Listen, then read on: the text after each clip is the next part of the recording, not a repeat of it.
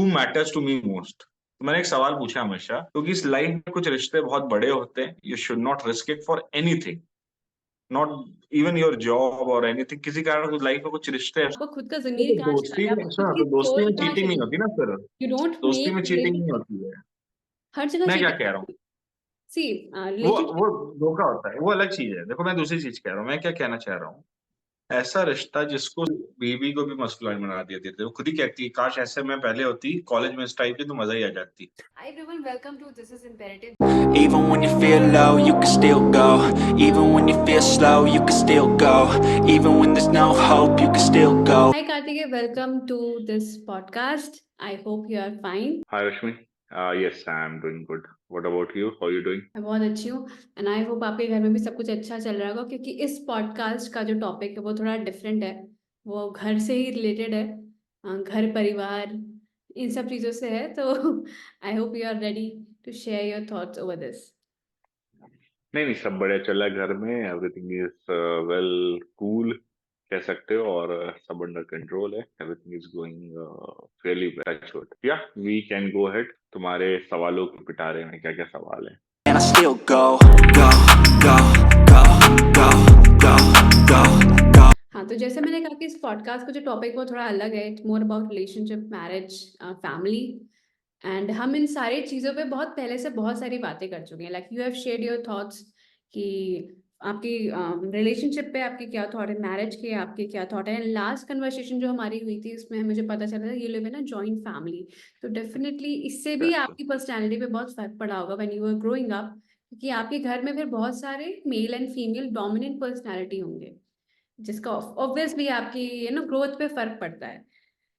हाँ, joint family में जब आप रहते हो ना रश्मि, बहुत ही कॉम्पिटेटिव फैमिली होती है, क्योंकि आप जैसे मेरी फैमिली में क्या था, माई फादर वो लाइक 5 ब्रदर्स, और हम लोग उनके सबके दो दो बच्चे थे, एक चाचा के एक बच्चा था, so we were like 9 young lads, और सब लड़के थे हमारे यहाँ। फर्स्ट ऑफ ऑल कोई लड़की भी नहीं थी। तो जो हमारे घर का जो माहौल था ना, बहुत कॉम्पिटिटिव था। और हमारे घर की इवन जो जैसे महिलाएं हैं, मतलब कि कह लो मम्मियाँ हो गई, चाचियाँ हो गई, उनका भी जो, वो दूसरे घर से आई थी, जब वो इस घर में आई, जब मेल डोमिनेंट फैमिली होती है, तो इवन औरतों के साथ भी क्या होता है ना कि आप क्या होता है, आपका एक तरीके से मर्दीकरण हो जाता है। लड़कियों को बात करने का तरीका तरीका भी मतलब थोड़ा मतलब लड़कों जैसा हो जाता है। आई मैस्कुलिन मीन टू ट्रेट्स से कि ये ज्यादा। नहीं कि एक मैस्कुलिन ट्रेट्स आते हैं कि आप एकदम अपफ्रंट रहते हो, हर चीजें जो मुंह पे है वो मुंह पे रहती है, कोई मन में बैक बिचिंग नहीं है, सच कुछ नहीं रहता। तो फैमिली में यही था कि सब पापा लोग थे, फिर हम सब भाई थे, फिर जो मम्मियाँ मम्मियाँ थे हैं जो मतलब अभी हम लोग के साथ। तो सबके साथ ये क्या हुआ कि एक मैस्कुलिन ट्रेट आ गया सब में साथ में रहने से। और मम्मी अम्मी का जैसे घर में एक बहुत नॉर्मल कल्चर हो गया कि ब्लैक पुलिंग करना, किसी को छेड़ना, ये करना वो करना। बाकी कोई बाहर का इंसान आता है उसे कई बार बुरा भी लग सकता है ये सब चीजों की।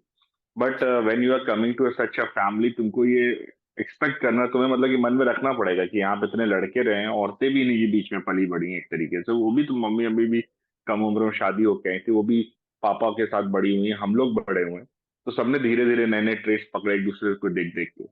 तो एक चीज ये, दूसरी बहुत ही कॉम्पिटिटिव रहती है कि कजन के कितने मार्क्स आ रहे हैं, आपके कितने मार्क्स आ रहे हैं, वो कैसे स्कूल में, वो किसको ऐसा कॉलेज मिल रहा है। तो ये सब भी चीजें बहुत हद तक रहती है। उसके अलावा जो सबसे मैं कहूंगा पॉजिटिव पॉइंट है कि आप सर्वाइवल सीख जाते हो।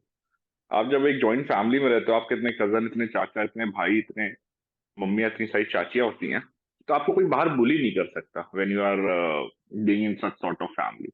और दूसरी चीज, आपकी जो लाइफ है ना, बाहर के दोस्तों पे बहुत ज्यादा डिपेंडेंट नहीं होती है। जैसे हमारे घर में क्या होता है, हम लोग सारे भाई लोग हैं, हमारे भी फ्रेंड्स हैं, हम लोग की बहुत सबके फ्रेंड्स हैं।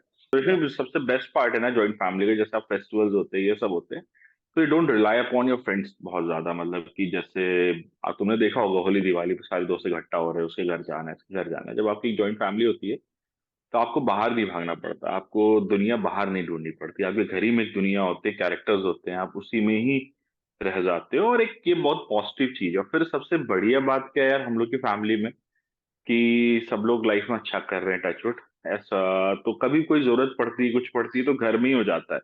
जैसे ऐसा नहीं था कि मान लो हम कॉलेज में थे, कभी पैसे उधार देने की जरूरत पड़ी, लेने की जरूरत पड़ी, किसी से मांगने की जरूरत पड़ी, तो हमने कभी घर के बाहर नहीं मांगा। तो मेरे कजन थे, तो उनको मुझसे जरूरत पड़ी तो मैंने उनको दिए, तो हमने आपस ही में एक दूसरे को लेंट किया है। हम लोग कभी बाहर पैसे नहीं मांगे, इवन कभी भी कोई हेल्प पड़ती है हम आपस में ही डील कर लेते हैं, वी डोंट लुक आउटसाइड। तो एक ये बहुत बड़ा हमारे पास एडवांटेज है। सो बीइंग अ गर्ल ना, I live a totally different life जो मेरे भाई का होगा। मोस्टली लड़कियों को नहीं पता होता कि लड़के किस तरह से फैमिली में रहते हैं ना। I am talking about really the वो उन वैल्यूज के बारे में जिससे कोई भी इंसान बड़ा होता है। लड़के जो होते हैं वो फैमिली में एक अलग तरीके से बड़े होते हैं, even though it's a joint family. तो may be as you said कि आपके बहुत सारे भाई थे, तो it's more like a dominant, male dominant, masculine figure ज्यादा, बहुत ही एनर्जी बहुत ज्यादा है। तो मेस्कुलिन में एक नेगेटिव होता है, एक पॉजिटिव होता है, एज यू नो। तो आपकी जो अपब्रिंगिंग हुई थी, यू बेटर ना, आप मुझसे ज्यादा अच्छे से जानते हैं वो किस तरीके से हुई थी। How are you as a person when you were growing up, और जब आप छोटे थे घर से निकलने से पहले। ठीक है यार, हमारे जिसे कह लो फॉर्चुनेटली कह लो या अनफॉर्चुनेटली कह लो, हमारे घर में कोई लड़की थी नहीं। सबसे बड़ी बात तो ये मम्मी अम्मी थी, और कोई हमने किसी को ग्रो अप होते हुए देखा ही नहीं। अब मेरी घर में खानदान है, पहली डॉटर हुई आफ्टर 73 ईयर। तो जब हम लोग उसको खिलाते ये खिलाते हैं, थोड़ा डिस्कशन यही होता है कि कभी किसी लड़की को पाला नहीं है तो उसको लड़की की तरह नहीं पालना है, थोड़ा ध्यान देना कि उठा रहे हैं हाथ पकड़ के, कोई खींच दे रहा है, कोई वो कर रहा है। तो बेसिकली हमारे यहाँ कह लो कि एक तरीके से लैक ऑफ नॉलेज है बहुत ज्यादा। किसी हमने लड़की को बढ़ते हुए देखा ही नहीं है। जितनी लड़कियां आई सब बाहर से आई, सब बड़ी होके आई हैं। और उनको भी अपना याद नहीं है ना, सबको अपने बच्चों को याद रहता है कैसे पाले पोसे बड़े किए गए। हमारे घर में पूरी टोटली लैक ऑफ नॉलेज है। तो हमें बाहर में अपने ससुराल में वहां पूछना पड़ता है कि ये कैसे किया लड़कियों का था, ये सही हो रहा है कि नहीं हो रहा है, बहुत सारी चीजें। सो एक ये पार्ट तो है, मैं इसके लिए कह दूंगा कि हमारे यहाँ टोटली वॉइड है। आइडिया ही नहीं है कि लड़की कैसे पलती कैसे बड़ी होती है। उसका एक बहुत बड़ा डिसएडवांटेज कह लो कि जब हम लोग स्कूलिंग में ये थे, स्कूल कर रहे थे, कॉलेज कर रहे थे, तो लड़कियों के इमोशंस बहुत ज्यादा समझते नहीं थे। तो हमें अब फ्रेंड में जब दोस्ती हुई यारी हुई तो वहीं से हमें धीरे धीरे सीखने को बोला, मुझे सीखने को बोला, मैं कजन को, सेम गोज विद एवरीवन। तो हमने जब इंटरेक्शन हुआ, let's say when I come in contact with my wife, तो मुझे बहुत सारी चीजें सीखने को मिली कि how men and women are different. पहले लगता था कि बस हाँ आप, एक जनरल ओरिएंटेशन आपका अलग है, लेकिन once you start interacting with them then you realise कि नहीं, सोचने का तरीका, नजरिया, पूरा दुनिया को देखने का नजरिया, सब कुछ बिल्कुल अलग होता है। हाउ यू एंड एक इमोशनल कोपअप कहते हैं, इमोशनल वो कहते हैं उनका टर्म, तो लड़कियों का एकदम अलग होता। तो हमें जीरो आइडिया था जो हमारे परिवारों के, हमें, मेरा उसमें जीरो एक्सपीरियंस था। I get nothing from my family. हमें, मुझे कुछ सीखने को नहीं मिला। हाँ, लड़कों के पॉइंट ऑफ व्यू से हाँ, हमें ये बहुत बड़ा एडवांटेज था कि हम लोग इतने लोग साथ में पढ़े बड़े हैं। तो एक तरीके से कह रहे यार, 9 कजन समझ रही, होली दिवाली में हम लोग 8-8 9-9 लोग इकट्ठे हो जाते थे। तो तुम्हें, हमें कोई बुली नहीं कर सकता, कोई मेंटल, कहते हैं ना कि स्ट्रेस डाउन हो जाना, और क्या कहते हैं तुम्हारा, स्ट्रेस्ड हो जाना, ये हो जाना, ये सब चीजें नहीं थी, मेंटल स्ट्रेस ये वो। क्योंकि हम लोग इतने ज्यादा कॉम्पिटिटिव उसमें बड़े बड़े हुए, इतना ज्यादा एक दूसरे को चिढ़ाना, टांग खींचना, लड़ाई करना, मारना पीटना, कैन यू इमेजिन हम लोग कैसे गेम खेलते थे। आज के बच्चे सब खेल दोगे तो वो, मतलब कि लिटरली किसी के साथ ऐसा गेम खेल दोगे वो सुसाइड कर लेंगे। हम लोग दरवाजा बंद कर लेते थे पूरे ड्राइंग रूम के, हम लोग ड्राइंग रूम में चारों पांचों कजन इकट्ठा होते थे, सारी चप्पलें और जूते इकट्ठा करते थे पूरे घर के कमरे में रखते थे, 2 टीम बनाते थे, एक दूसरे को चप्पल जूते फेंक के मारते थे। किसी की खड़ी चप्पल आके नाक पर लग रही, खून निकल रहा है, एक आध, मेरा तो हाथ भी टूट चुका है खेल खेल में। तो इस तरीके के इंसेंसिटिव थे हम लोग। फिर WWE आता था यार, तुमको पता ही हो, तुम्हारे घर में भैया भैया होंगे, तो हम लोग WWE देख के एक दूसरे को उठा के पटकना, लिटरली ऐसा ऐसा पटका है कि आदमी बेहोश हो गया है। तो पानी डाल के उसको उठा रहे, मोहल्ले का एक लड़का आया था, हम लोग 3 4 लोग आपस में खेलते थे, उसके साथ खेलने लगे, उसको उठा के अंडरटेकर का लास्ट साइड करके था एक मूव था, वो दे दिया, वो बंदा बेहोश हो गया। फिर उसको पानी मार के उठा रहे हैं, अब बेचारा उठ के उसकी सांस ही फूली जा रही है, एकदम हालत खराब, कि अपने घर में ना बता दे, फिर लड़ाई होगी फालतू की। तो यार इस टाइप का, मतलब तुम सोचो लिटरली इन्वायरमेंट था। तुम्हारे घर में भी होता होगा जब कजन इकट्ठा होते होंगे, इसी टाइप के गेम होते थे। तो हम लोग कह लो एक तरीके से, जो पुराने जो 90s कह लो, जिससे कहते हैं मिलेनियल जनरेशन है जो हम लोग की, वो थोड़ी इनसेंसिटिव थी when it comes to emotions और मेंटल स्ट्रेसेस और ये सब वो सब। इट वाज मोर इनटू, क्या कहते हैं कि फिजिकली इम्पैक्टफुल थिंग्स। मतलब हम लोग ये जो गेम है, तब लोग चेस वैस बहुत बाद में खेलना शुरू किया, कहाँ बचपन में कोई चेस वैस खेलता था। तो यही लड़ाई झगड़ा मारपीट ये वो यही सब करते थे, यही करते करते बड़े हुए। जब इस पे कॉलेज में गए ना यार, तो कॉलेज में उसके यहाँ बहुत बड़ा फायदा मिला। वहां पर तो कई बार कजन लड़ाई हो जाती थी, बात नहीं करते, तो भाई इसने बहुत जोर का मार दिया मजाक मजाक में तो बात नहीं कर, लेकिन जब कॉलेज में गए तो पता चला कि तुम इतने ढीठ हो चुके हो, तुम्हें फर्क ही नहीं पड़ रहा किसी का। जब कॉलेज में गए वहां पे हरियाणा के लोग आए, वहां पे लक्षद्वीप के लोग थे, वहां पे अंडमान के थे, मतलब सारी स्टेट्स के थे, पैन इंडिया से लोग आए थे। तो सबके अलग अलग कल्चर, फिर जाट होकर बात करने का अलग लहजा, हमें कभी बुरा नहीं लगा। हम लोगों को, हम लोग तो करते थे, हम भी उतना फायर बैक करते थे। तो एक बहुत बड़ा ये, मैं ये चीज एट्रीब्यूट करना चाहूंगा कि एक जॉइंट फैमिली से है कि हम लोग इतने लोग एक साथ रहे हुए हैं कि तुम चिढ़ा नहीं सकते। और ना तुम मुझे बोल दो कि कार्तिक तुम इस चीज में खराब हो, मैं उससे मेंटली इफेक्ट होने वाला हूँ। क्योंकि ये सब जो बुली कह लो, या फिर ये सब तुम मेंटल स्ट्रेसेस कह लो, और इस तरह की चीजें घर पे झेली हुई है, तो फर्क नहीं पड़ता। तो यही बहुत बड़ा एडवांटेज था हम लोगों को, not only me, my all cousin brothers, and they will agree to it as well. चीज से मैं समझ सकती हूँ कि कितना डिफरेंट रहा होगा, क्योंकि ये माहौल मेरे घर में तो नहीं था, क्योंकि मेरे यहाँ दो बहन है, मतलब हम दो बहन हैं। सो हम एक बिल्कुल अलग तरीके से बड़े हुए हैं भैया रहते होंगे लेकिन वो अपने अपने बात दोस्तों के साथ होता होगा, लेकिन घर में इस तरह से नहीं होता था। So this is what I wanted to know कि किस तरीके से लड़के बड़े होते हैं और किस तरह से लड़कियां बड़ी होती हैं। But there is also saying कि लड़के इमोशन इमोशन बहुत ज्यादा फील करते हैं, लाइक फॉर देम। ऐसा नहीं है कि किसी और के साथ, लेकिन जनरली जैसा कहा जाता है कि लड़के ज्यादा इमोशनल हो जाते हैं विद टाइम। कि इमोशनल इमोशनल हम लड़के of course we are emotional, but ये होता है ना यार, एक you have been tuned up एक तरीके से कि इमोशन दिखाना बहुत ही, मतलब आपकी कमजोरी की निशानी होती है। तो लड़का सबसे अपने इमोशंस दिखाता नहीं। I don't show my emotion that I am stressed because of my job और because of anything in my life, to my father, to my mother, और to any of my friend.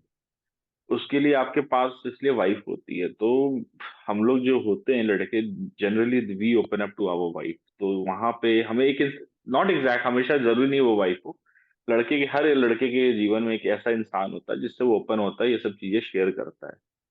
Otherwise उस इंसान के अलावा आप पहचान नहीं सकते हो, मतलब कि एक दूसरा ही कैरेक्टर होता है। वो जिस इंसान, जिससे वो ओपन अप रहता है, जिससे वो ये सब इमोशनल टर्मोइल, ये सब चीजें शेयर करता है, उससे वो अलग इंसान रहता है। और बाकी दुनिया के लिए वो एक कांस्टेंट, एक अलग अलग इंसान रहता है। तो वो हर लड़के के साथ होता है, वो मेरे साथ भी रहा है, वो शायद जितने भी मैं जान रहा हूँ मेरे फ्रेंड है, सबके साथ है। सबकी लाइफ में एक या दो लोग हैं जिनसे दे open up, otherwise you can not make out की लाइफ में क्या चल रहा है किसी के। मतलब मैंने ऐसे ऐसे लड़के देखे कि उन्होंने इमोशनल लॉसेस झेले, उनके फादर की डेथ हो गई, मदर की डेथ हो गई, फिर भाई की डेथ हो गई है, लेकिन उनके चेहरों पे मतलब तुम शिकन नहीं देखोगी। वो तुमसे जब बैठेंगे तो कभी एक आध बार हाँ जिक्र कर दिया, but they will never show up. Of course ऐसा नहीं है कि दे आर स्टोन हार्टेड, और वो उनके लाइफ में भी ऐसा एक आध इंसान रहता है, उनकी वाइफ रहती है, उनकी गर्लफ्रेंड रहती है, या फिर उनकी कोई ऐसी खास फ्रेंड होता है, फ्रेंड होती है, उससे वो ओपन अप होते हैं। दे क्राई ऑल्सो, ऐसा नहीं कि मैन डोंट क्राई। बट हाँ, ओवरऑल अगर इफ यू से 99% यू विल सी कि हाँ वो नहीं दिखाना है, because it is a mark of being weak. तो एक ये है, it is very unsaid thing. हम मुझे भी नहीं पता था हम ऐसा क्यों करते हैं, but when you start thinking about it, basically maybe people will see how vulnerable you are. Man don't want to express expose its vulnerability. जिस पे वो ट्रस्ट नहीं कर रहे, जिस पे मैं बहुत ज्यादा ट्रस्ट है, ब्लाइंड ट्रस्ट है, वहां पे अपने आप की वनरेबिलिटी, अपनी वीकनेस दिखाऊंगा। जहां पे इतना मुझे ट्रस्ट नहीं, जहां पे 1% भी ऐसा इंस्टिंक्ट है कि नहीं, बहुत अच्छी दोस्ती नहीं है और ये मेरे अगेंस्ट में यूज की जा सकती है, या फिर लोग मेरा मजाक उड़ा सकते हैं, तो I will never expose my vulnerability. लड़कियों के केस में शायद ये उल्टा रहता है, they are like vulnerable, once they are vulnerable, they are vulnerable, they are vulnerable everywhere. So उनको वनरेबिलिटी को दिखाने में उतना, मेरे को लगता है, उतना संकोच नहीं होता। दे, और मे बी उनका this is how they are designed, कि उनका एक ये मैकेनिज्म है टू सेव देमसेल्फ। तो वो उनके आंसू आना, तुरंत रोने लगना, लड़के को ये करते हुए नहीं देखोगे। तो दैट्स हाउ इट इज। किसी भी लड़के के लाइफ में उनके पेरेंट्स का, उनकी फैमिली का all together. Yes yes. I am not talking तो अबाउट, यहाँ पे मैं वाइफ, गर्लफ्रेंड या वाइफ की बात नहीं कर रही हूँ, दैट इज मतलब हुआ के, मदर फादर, लेकिन राइट जैसे राइट। स्टार्टिंग की बात कर रही हूँ कि स्टार्टिंग तक मान लीजिए अभी आप कॉलेज में हो तब तक क्या जगह रहती है, और जैसे जैसे आप बड़े होते हो उसके बाद वैल्यू क्या रहती है पेरेंट्स की, या कितने कनेक्ट होते हैं कोई भी लड़का शुरुआत के टाइम पे कितना कनेक्ट होता है अपनी फैमिली से। एंड ऑल्सो अगर अभी मैं जोड़ देती हूँ, बाद में पूछ लूंगी, किसी भी लड़की का जैसे कहा जाता है कि इनके पेरेंट्स, स्पेशली उनके फादर के साथ जो रिलेशनशिप होता है वो थोड़ा डिस्टेंट होता है, क्योंकि as you said masculine behaviour, they don't emotions, तो फादर से ही सन में आता है। एंड आपकी तो पूरी मैस्कुलिन फैमिली रही है, kind of relationship you had with your पापा, मतलब आपके फादर के साथ कैसा था, अंडरस्टूड, मदर के अंडरस्टूड। साथ कैसा सी, था? जो तुमने बात बोली ना, ये बहुत, मैंने अपना, मेरा केस थोड़ा अलग है यार, मैं इस मामले में लग ही रहा हूँ कि me and my father we share very cordial relationship. मतलब कि ऑफ कोर्स वो बाप और बेटे वाला ही रिश्ता है हमारे घर में। ये नहीं है कि बाप और बेटा बैठ के दारू पी रहा और जाके मूवीज देख रहा, गाने देख रहा है, ये सब चीजें नहीं है। ऑफ कोर्स एक टिपिकल ब्राह्मण फैमिली है, तो these things are very much there, ये सब इंटैक्ट है। Apart from that, when it comes to discussion, me and my father best friend. हम अभी, मैं जैसे ही ऊपर से खाली होता हूँ भाग के पापा पापा के पास जाता हूँ, कोई काम नहीं है, मुझे कोई चीज नहीं जानने को मिली, लेट से मुझे अद्वैत या भगवान के बारे में कुछ जानने मिला या उन्हें कोई नई चीज समझ में आई, तो we call each other immediately कि हाँ ये ऐसा, और बैठते बात करते, so then we start having discussion, so we have a very cordial relationship, we discuss a lot. We, mummy भी बहुत बार नाराज होती कि आप दोनों को नहाने जाना होता है, ऐसे बैठ जाते हुए घंटों घंटों बातें किए जा रहे हो बिना बात की बातें, कोई बिजनेस प्लान ही को लेके सोच लिया दिमाग में, उसी पता चला डिस्कशन हो रहा है, फिर यूएस का डिस्कशन होना शुरू शुरू हो जाएगा, कैसे यूएस डॉलर बनाइए, वो कुछ भी यार, एक्स वाई जेड कुछ भी वो टॉपिक स्टार्ट हो जाता है, वी कीप ऑन गोइंग। तो that way we are very cordial. But अगर तुम कहोगी when it comes to emotion and all, neither my father show any emotion towards me, neither I show any emotion towards him. अब इसका मेरा कहने का तात्पर्य ये है कि इतनी बार मैं बाहर जाता हूँ, शिप पे जाता हूँ, मैंने पापा के पैर छूता, मैं कभी पापा गले नहीं लगाया, और ना मुझे मुझे वो संकोच है अभी भी, पता नहीं क्यों है, आई डोंट नो दैट। हम लोग बस पैर छूते हैं, प्रणाम करके निकल जाते हैं। बहुत याद आती है, कितनी बार आपको रोना भी आता है, लेकिन आप जैसे दिखाते हैं ना कि एक बॉलीवुड में कि हग कर रहे हैं, पापा को गले लगा रहे हैं, आप एयरपोर्ट पे आ रहे हैं तो पापा को दूर से भागते हुए जा रहे हैं आप, ये सब टाइप की यार चीजें कभी नहीं की है।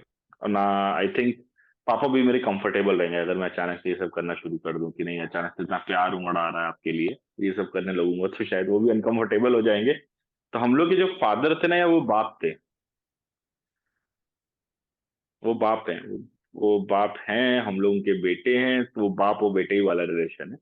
और हम सारी बात कर सकते हैं, लेकिन वही कहते हैं ना कि पापा कभी वनरेबल रहेंगे किसी, ऑफ कोर्स वो रहते हैं लाइफ में, बहुत सारे अप एंड डाउन देखे उन्होंने भी, मैंने भी अपनी लाइफ में अप एंड डाउन देखे, but we never show our vulnerability. क्यों? क्योंकि अगर मैं अपने पापा को वनरेबल देखूंगा ना, तो पापा, मैं टूट जाऊंगा कि पापा इतने कमजोर हो रखे हैं, फिर पापा इतना परेशान है, ये तो यू कैन नॉट कंसंट्रेट।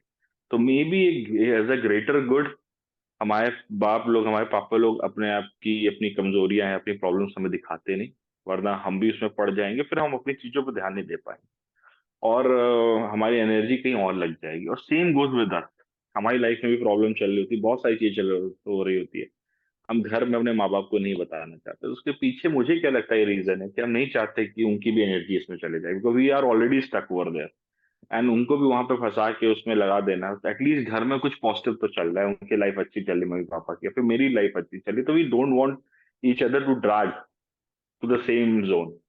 तो इसलिए मुझे लगता है कि हम लोग शेयर नहीं करते, और it is very much into our own Indian society, whole Indian society, कि इतना लोग एक दूसरे से वी कम्युनिकेट। आजकल चीजें बदल रही हैं, father and son they are communicating, but still I can say कि वो जो इमोशनल, जो मदर के साथ रहता है ना, कि ओपन अप, मेरा तो मदर के साथ भी नहीं है, मतलब कि फिर भी अभी जो नई जनरेशन आ रही है, जिनको कह रहे हैं very much closer to their mother, they share everything.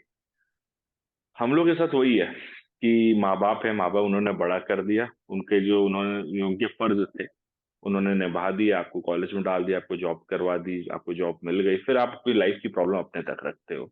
जब तक नौकरी नहीं लग जाती ना, लड़का हर चीज शेयर करता है कि पापा यहाँ इंटरव्यू देने जा रहा हूँ, यहाँ रिजेक्ट हो गया, यहाँ ये हो गया।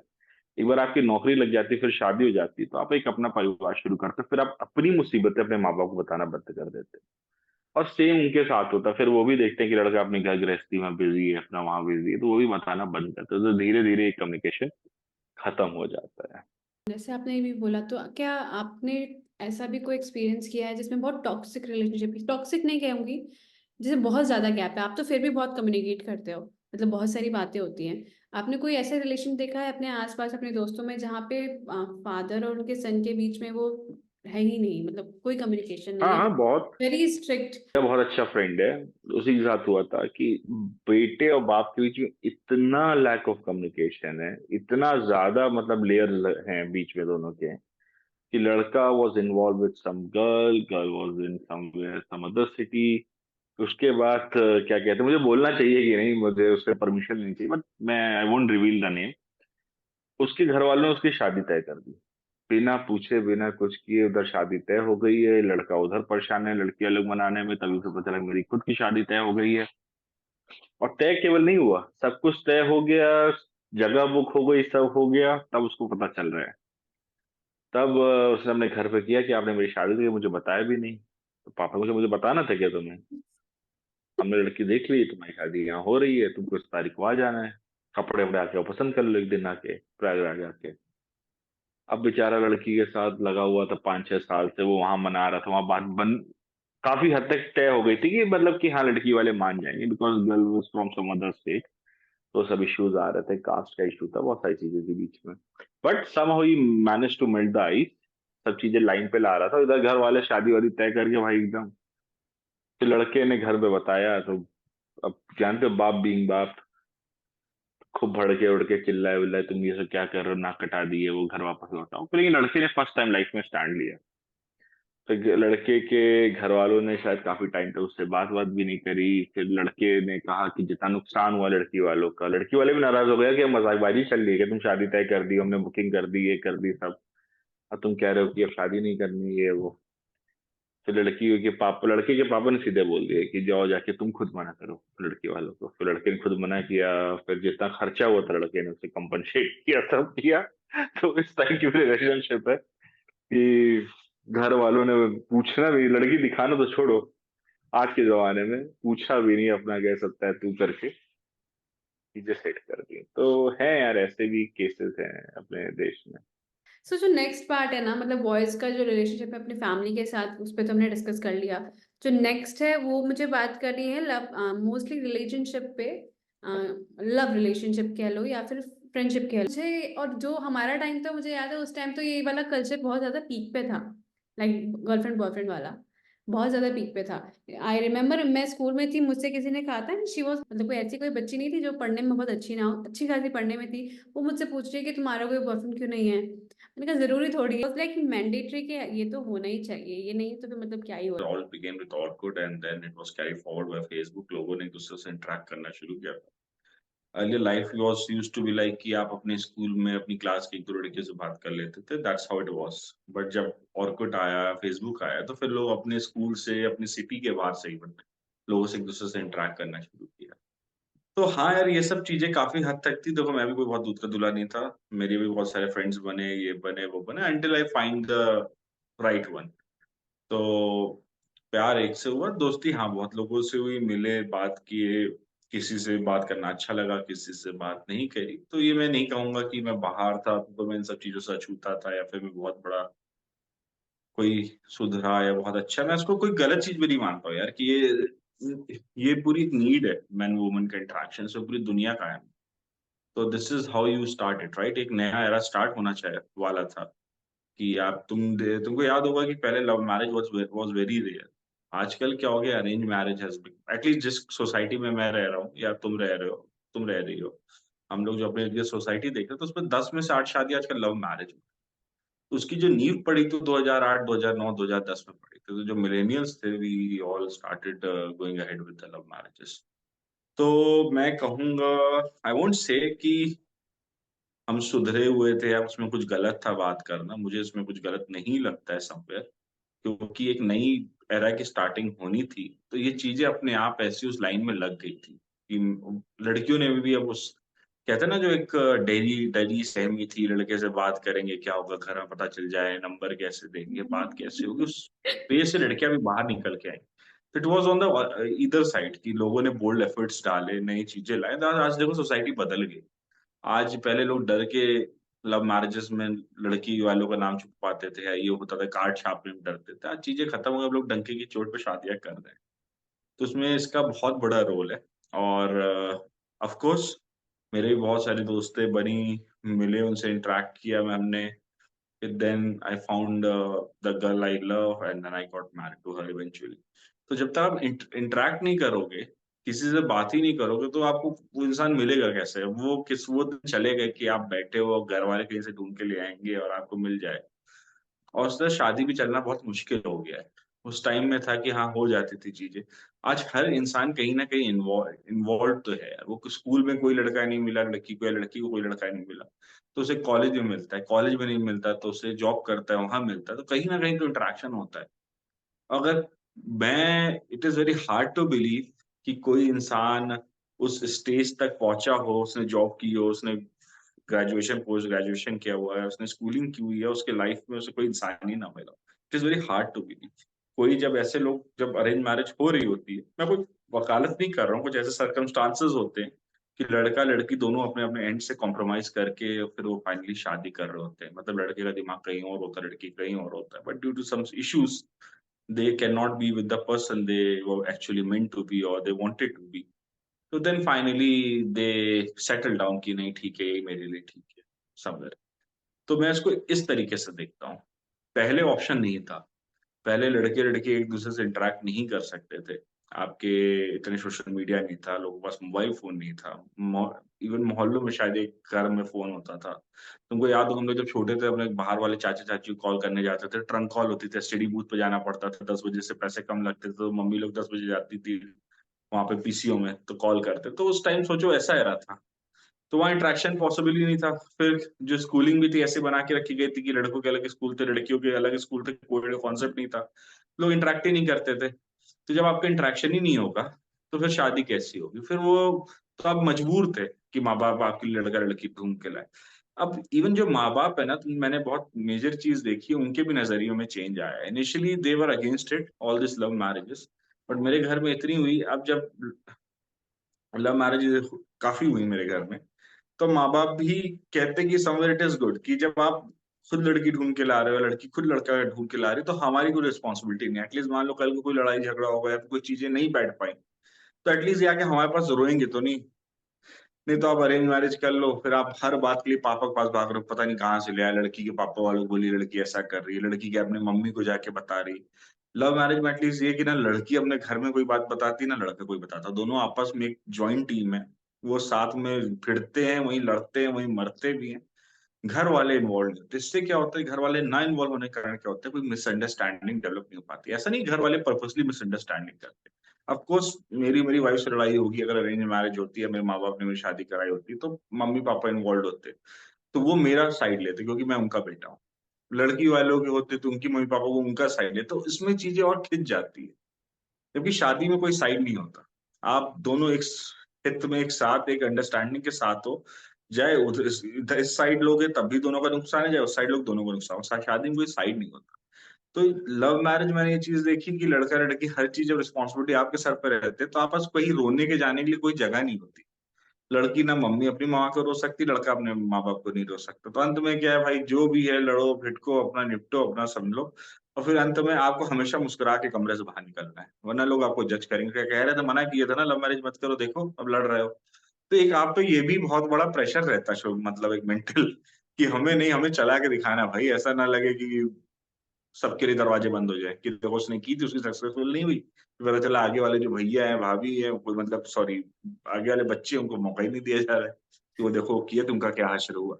तो आप ये गेट भी नहीं बंद होना चाहते, तो आपका समाज का बहुत बड़ा दायित्व रहता है आफ्टर लव मैरिज, तो you make it work actually. तो ये सीन मैं अपनी एंड से मतलब मुझे ऐसा लगता है कि समझो। तो ये सीन तो परफेक्ट है, जैसे आपने बोला ना कि लव हुआ, आपने थोड़ा बहुत फ्रेंडशिप की, ये सारी चीजें very smooth and very digestible कि हाँ ये तो होना ही चाहिए, ये तो होता ही है। You try to find person, और ये आई थिंक हम कहीं ना कहीं इस तरह से डिजाइन भी हुए हैं कि फ्रॉम दैट टाइम हम स्टार्ट कर देते हैं देखने के लिए। बट अब जो हो रहा है ना, that is very different, that is not even healthy. As you know, you must be knowing कि सिचुएशनशिप हो गया, ओपन रिलेशनशिप हो गया, पता नहीं क्या क्या, आई डोंट इवन नो। अब तो नाम भी इन सब चीजों को देना शुरू कर दिया है लोगों ने। That's not really healthy. Point of view है ना, हाउ आई परसीव इट, कि आजकल क्या हो गया कि कन्वीनियंस हो गई हर चीज, सब कुछ कन्वीनियंस है। अभी चल क्या रहा है कि पहले आपको, उसका बहुत बड़ा रीजन है क्या है चंद्र, इसमें क्या हो रहा है, पहले 10 में से 4 या 5 लड़के बर्बाद होते थे, राइट? बर्बाद इन अ सेंस कि when they are into alcohol, smoking, drugs करना, ये करना, मतलब नशा ही करना, सॉर्ट ऑफ स्टफ।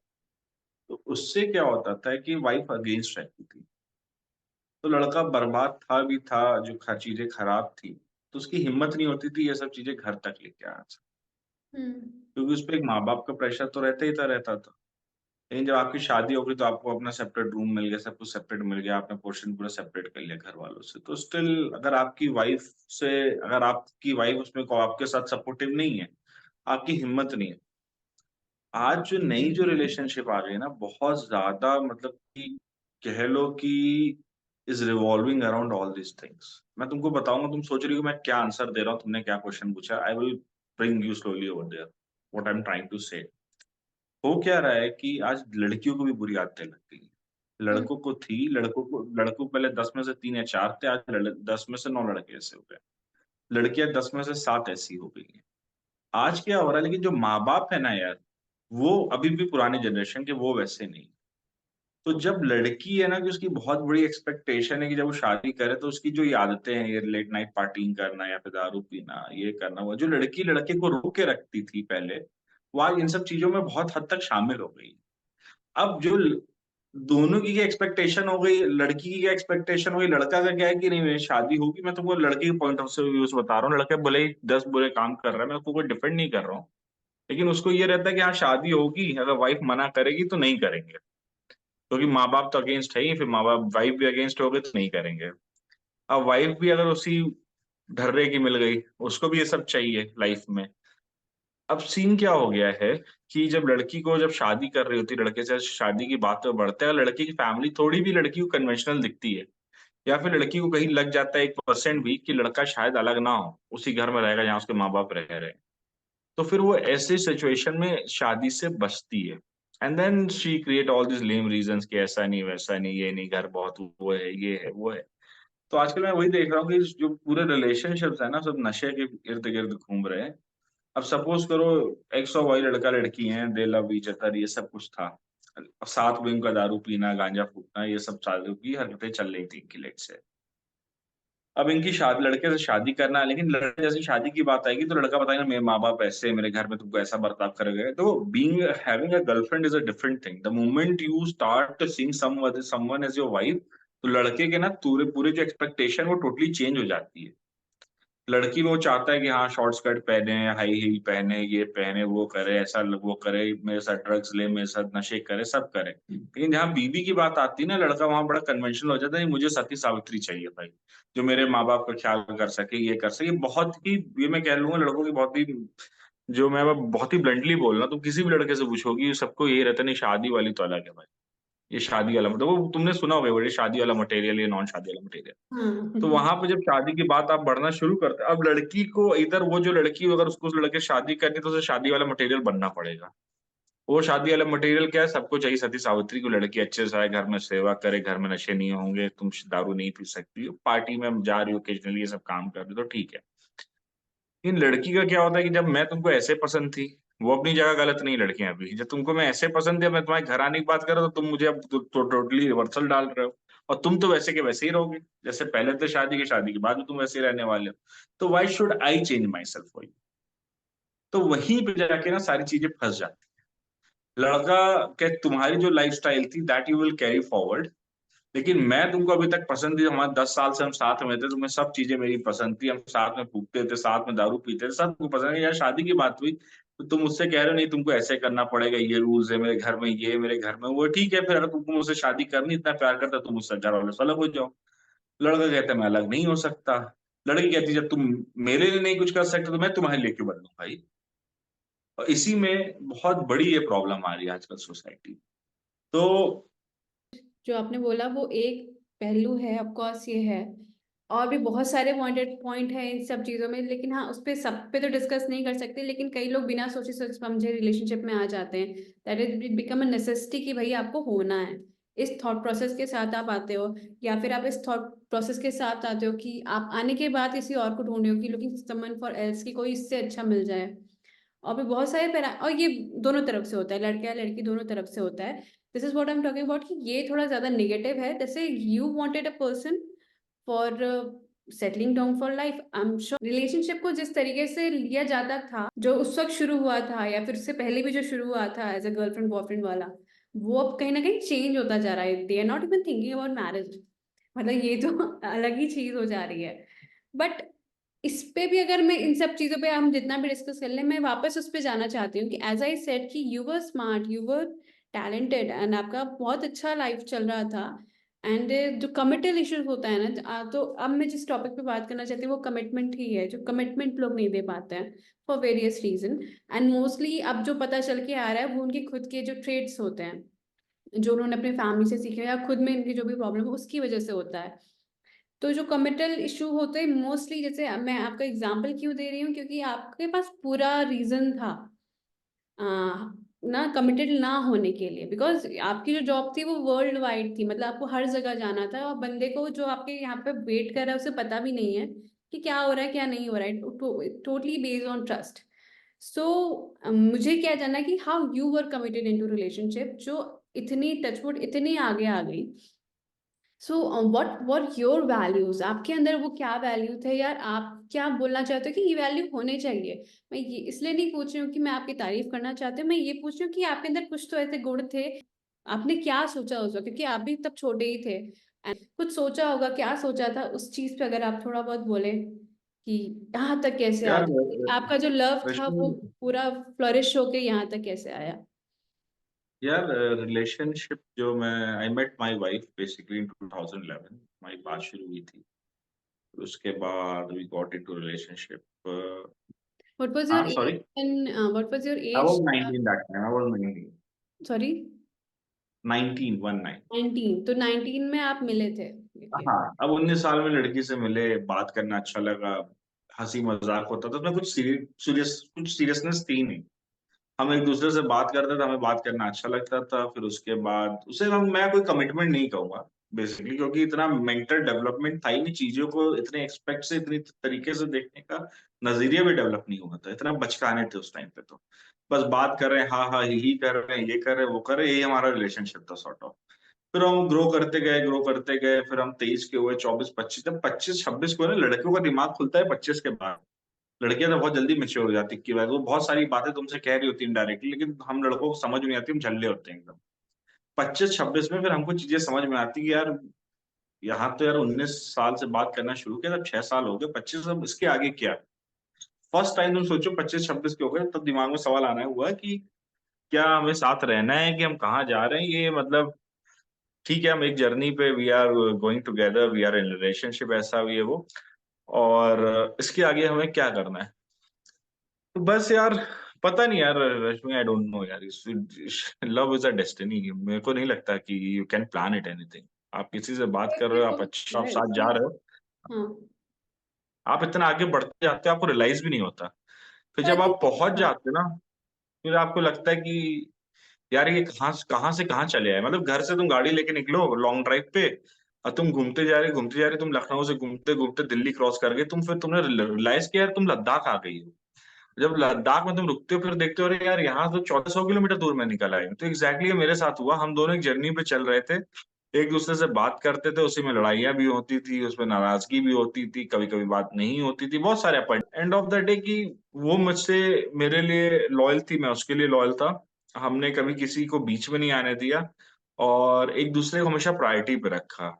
और ऐसा क्यों हुआ, आई डोंट नो, ये इसका जवाब मेरे पास नहीं है कि हाउ इट हैपन। कि ऐसा नहीं कि मैंने पहले किसी लड़की से बात नहीं की थी, मैंने पहले भी लड़कियों से बात की थी, दोस्ती हुई थी, लेकिन कभी चीजें ये थी कि आप, होता है यार, it is all destiny I think, कि भगवान कहते हैं ना, भगवान आपके लिए भेजता है कोई, जब आप वो इंसान आपके सामने आ जाता है ना, तो हर चीज अपने आप रास्ते पे लगती चली जाती है। मेरा शादी होना भी मुझे लगता है कि एक डेस्टिनी, मतलब कि एक भगवान की ब्लेसिंग थी। फिर आज हमारा बेबी हो गया, now we are into 4 years of our marriage. तो मुझे नहीं पता यार हाउ इट हैपेंड।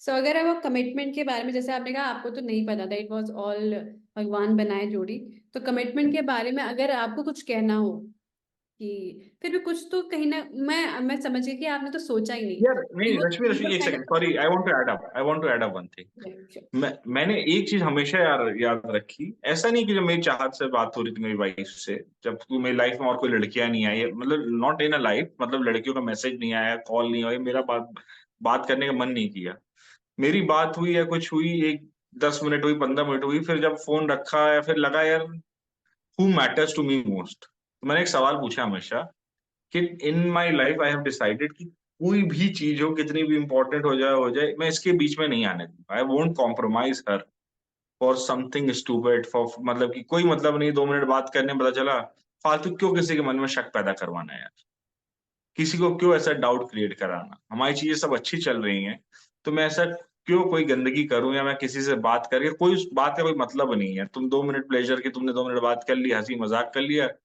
और तुम्हारी मतलब जो बंदी है उसको नहीं अच्छा लग रहा है, या फिर she is getting impacted because of it, तो क्यों उस चीज को, उस इंसान को इस चीज से गुजारना जो आपके हर पल के में हर समय आपके साथ खड़ा हुआ है, उसको वो पेन क्यों देना।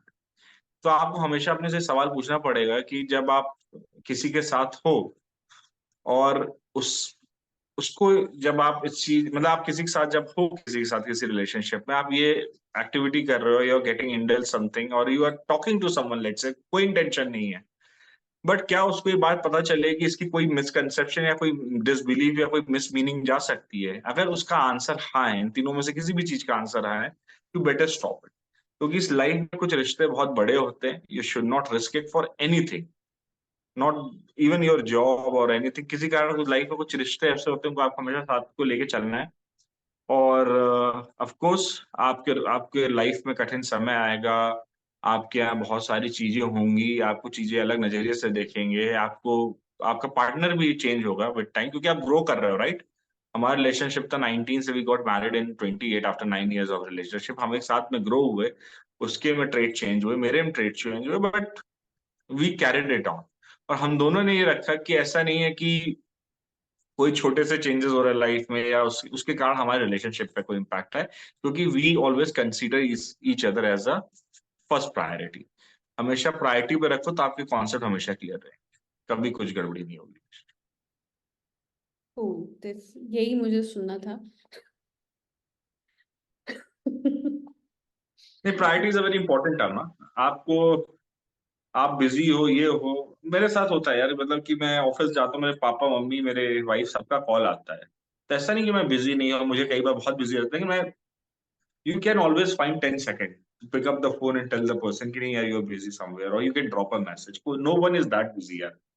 मैं I don't buy it कि मैं व्यस्त था तो मैंने पूरे 3 दिन तुमसे बात ही नहीं की, 4 दिन बात नहीं, ऐसा कोई बिजी नहीं होता यार। क्या तुम क्या कर रहे थे भाई, तुम मून पे थोड़ी ना चले गए थे कि वहाँ नेटवर्क ही नहीं था, मैं तो समुद्र पे रहता था जहाँ पे 8-8 10 दिन नेटवर्क नहीं था, उस पर भी मैं सैटेलाइट फोन से कॉल कर लेता था यार, वहां पे 70 रुपए 80 रुपए मिनट कॉल होती थी। No one is that busy, अगर आपकी इंटेंशन है you will always find a time. Hmm. Sir कि आप आपका 9 साल का रिलेशनशिप है, 4 साल शादी को हो गए, तो यू आर लाइक वेल, आप इस कैटेगरी में है कि आप बता सकते हो कि जो शिफ्ट होता है गर्लफ्रेंड बॉयफ्रेंड का के बाद एक शादीशुदा, as I remember you once said कि अच्छा सारी प्रॉब्लम्स हो गई, सारी सब कुछ फेस कर लिया, अब शादी हो गई, अब क्या। सो अब वो जो खालीपन होता है वो भी फेस किया है आपने, and then now you are the person, या कि अगर आपकी बॉन्डिंग स्पिरिचुअली हो देन आपको कोई कोई कुछ नहीं कह सकता, कोई प्रॉब्लम नहीं आती है, फिर now you become develop to that person, that couple और दैट पर्सन। तो वो जो जर्नी रही है आपकी, फ्रॉम फ्रॉम अ लिटिल दो छोटे छोटे बच्चों जो साथ में हंस बोल रहे हैं, and now the very spiritually grown wife and husband, तो वो जर्नी कैसी रही है, अगर if you want to share. यार बहुत बड़ा ट्रांजिशन था जब हम लोग की शादी हुई, एंड देन सबसे पहले चलो वी डिड इट, मतलब कि हमें यही हमारी डेस्टिनेशन थी, अभी यही दिखते थे, फिर वी डिड इट। उसके बाद क्या, फिर हम लोग गए घूमने टहलने, ये हुआ, 1 साल तो ऐसे ही निकल गया, पता भी नहीं चला। लेकिन then there was a question यार कि हम ऐसा ना हो कि आगे चल के कोई बोरिंग कपल हो जाए फिर जिसमें मिड लाइफ क्राइसिस होती है, आपस में लड़ाइयाँ होती हैं, हमें वो नहीं बनना। तो we need to find something. तो that time what is most important है कि हमारी, देखो जॉइंट फैमिली, मैं तुमको बताया था, but as a husband of wife you need some alone time, जहाँ पे आप एक दूसरे को बहुत अच्छे से समझ सको। तो मैंने क्या किया उस टाइम पे, I quit my job, then I joined a shore job in Ratnagiri near Goa. तो वहां पे मैं और मेरी वाइफ, हमने कुछ नहीं सोचा यार, कोविड चल रहा था, टाइम था 2021, सेकेंड लॉकडाउन लगा था। यहाँ से हम निकले, वहां से गए, पहुंचे, वहां सेकेंड लॉकडाउन लग गया। हमें कंपनी ने होटल दिया था, तो it was like you can stay in 1 week in a hotel, उसके बाद आपको घर ढूंढना है, and in meantime you have to resettle over there everything. तो हम यहाँ से प्रयागराज से गए थे, तुम सोचो रत्नागिरी रत्नागिरी इतना दूर है यहाँ से, तो सामान वामान ले नहीं जा सकते थे। हम दोनों ने बस अपने कपड़े पैक किए, वहां गए, होटल में सामान रखना, और मेन जॉब छोड़ने के पीछे ये था कि हाँ कुछ समय निकालें, क्योंकि मेरी शिप की जॉब थी, 3 महीना ऑन 3 महीना ऑफ चल रहा था, 3 मंथ यहाँ 3 मंथ वहाँ। और वाइफ को ले जा सकते थे शिप पे, लेकिन आफ्टर कोविड क्या हो गया था कि जो पीएनआई क्लब्स थे, इंश्योरेंस कंपनीज थे, उन्होंने मना कर दिया कि हम एडिशनल रिस्क में फैमिलीज को नहीं लाएंगे, यहाँ पे आप लोग का मैंडेटरी इसलिए है, वाइफ को लाएंगे तो there will be more risk, और ये कवरेज मतलब इसका इंश्योरेंस कवरेज की इश्यूज थी, तो I can not bring my wife on board. तो अब क्या करें, तो मैंने जॉब छोड़ी, फिर मुझे जॉब ऑफर मिला, ना आए देखा ना बाएं देखा, रिजाइन डाला, यहाँ वहां पे जाके ज्वाइन कर लिया। जब वहां पहुंचे और वहां उतरे, पता चला लॉकडाउन लगा हुआ है। अब क्या, और उसमें मुझे एक हफ्ते में कमरा भी ढूंढना, घर भी ढूंढना है रहने के लिए, और फिर उसमें ऑफिस भी जाना है, और ऑफिस मेरा यार 50 किलोमीटर दूर, क्योंकि जितने भी टर्मिनल्स होते हैं एलएनजी गैस के, ऑयल के, वो सब शहर के बाहर रहते हैं, और पूरे पहाड़ चढ़ के जाना होता है। कि एक तो गाड़ी मिली हुई थी ऑफिस की, सुबह ले जाते हैं, सुबह 8 बजे निकल के रात को 8 बजे लौट के आता था मैं। मेरा तो मूड ही खराब हो गया कि ये क्या सीन हो गया ये तो। फिर उसके बाद मैंने 2-3 दिन की छुट्टी ली, फिर मैंने अपना कंपनी से बोला कि मेरा एक्सटेंड बढ़ा दो, मतलब होटल स्टे, क्योंकि मुझे एक हफ्ते में नहीं मिला। फिर तुम सोचो 13वें दिन जो लास्ट डे था हमारा होटल का, उस दिन हमें घर मिला, and then me and my wife we rushed, we took an auto. उसमें तो हमारी गाड़ी भी नहीं थी, गाड़ी यहीं इलाहाबाद में ही थी, तो हम लोग ऑटो लेके गए।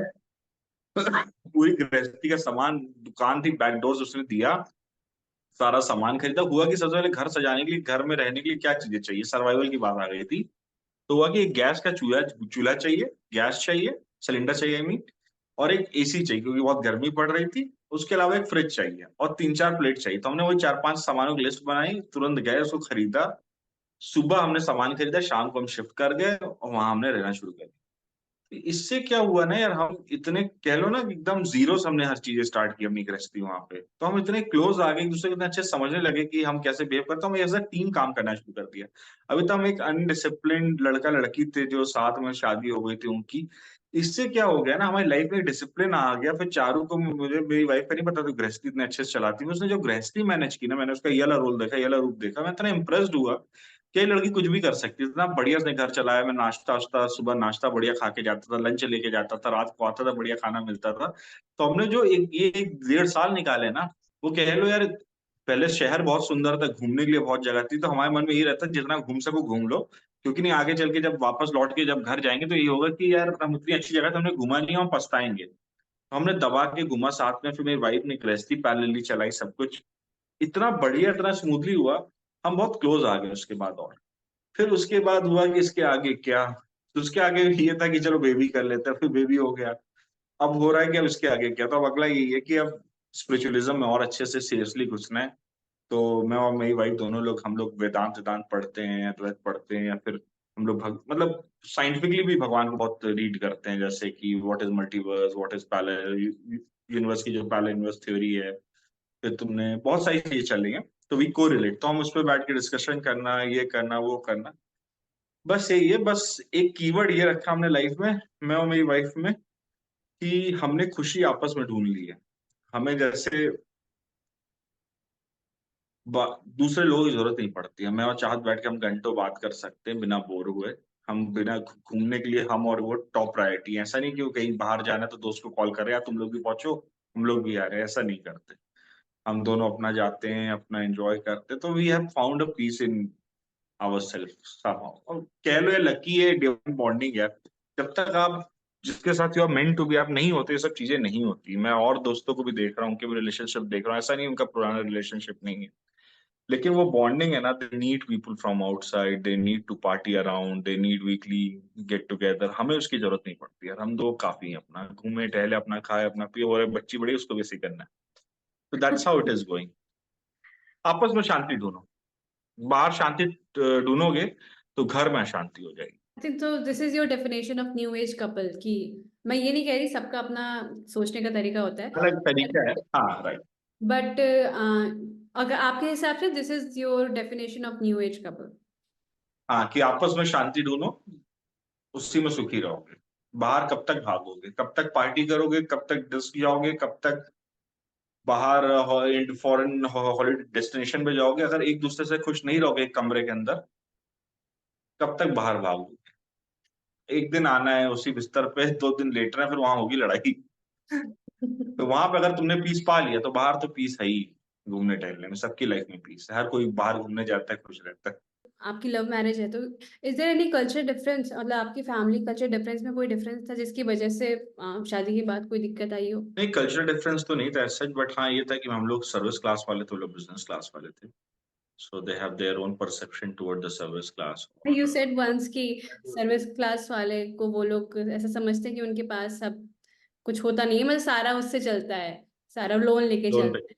लोन पे दुनिया चलती है, तो बिजनेस नहीं, उनको नहीं लगता है। इट इज लाइक तुम किसी भी बिजनेसमैन से जब बात करोगे ना, वो एक बिजनेसमैन एक जो दुकान पे तुमको दिखता है वो अलग होता है, and then you meet him in personal, तो वो एक अलग है। जब उससे तुम बात करोगे ना, हाउ दे जज देयर कस्टमर, हाउ दे जज द सर्विस क्लास, उनका तो ये होता है कि तुम्हारा तो यार एसी भी लोन पे आ रहा है। ऑफ कोर्स हमारा तुम्हारा नहीं आ रहा, लेकिन देयर आर पीपल राइट कि जो फ्लेक्स कर रहे हैं। ये तुम आईफोन को देख लो अभी क्या चल रहा है, वो सच्चाई है समवेयर। आईफोन 15, आईफोन 14 ये सब छपरियों के हाथ में लग गए हैं, यही सब क्रेडिट कार्ड लेके। तो वो सब चीजें हैं, काफी हद तक सही भी है कि लोग अपनी औकात से ज्यादा स्ट्रेच करके चीजें पा रहे हैं। तो एक businessman, this is how they view the service class, कि इनकी तो लाइफ लोन पे चल रही है, बैंक से पैसा लेके दे दो, फिर धीरे धीरे चुकाओ। अब सर्विस क्लास में भी अब एक सब क्लास बन गया है, एक छपरी क्लास आ गया है कि उसको फ्लेक्स करना है चीजें। तो यार तुमने देखा हो केटीएम बाइक आई थी बजाज की, कितनी अच्छी बाइक थी यार, बजाज और केटीएम के साथ में आई थी। अब लोग उसको खरीदते नहीं।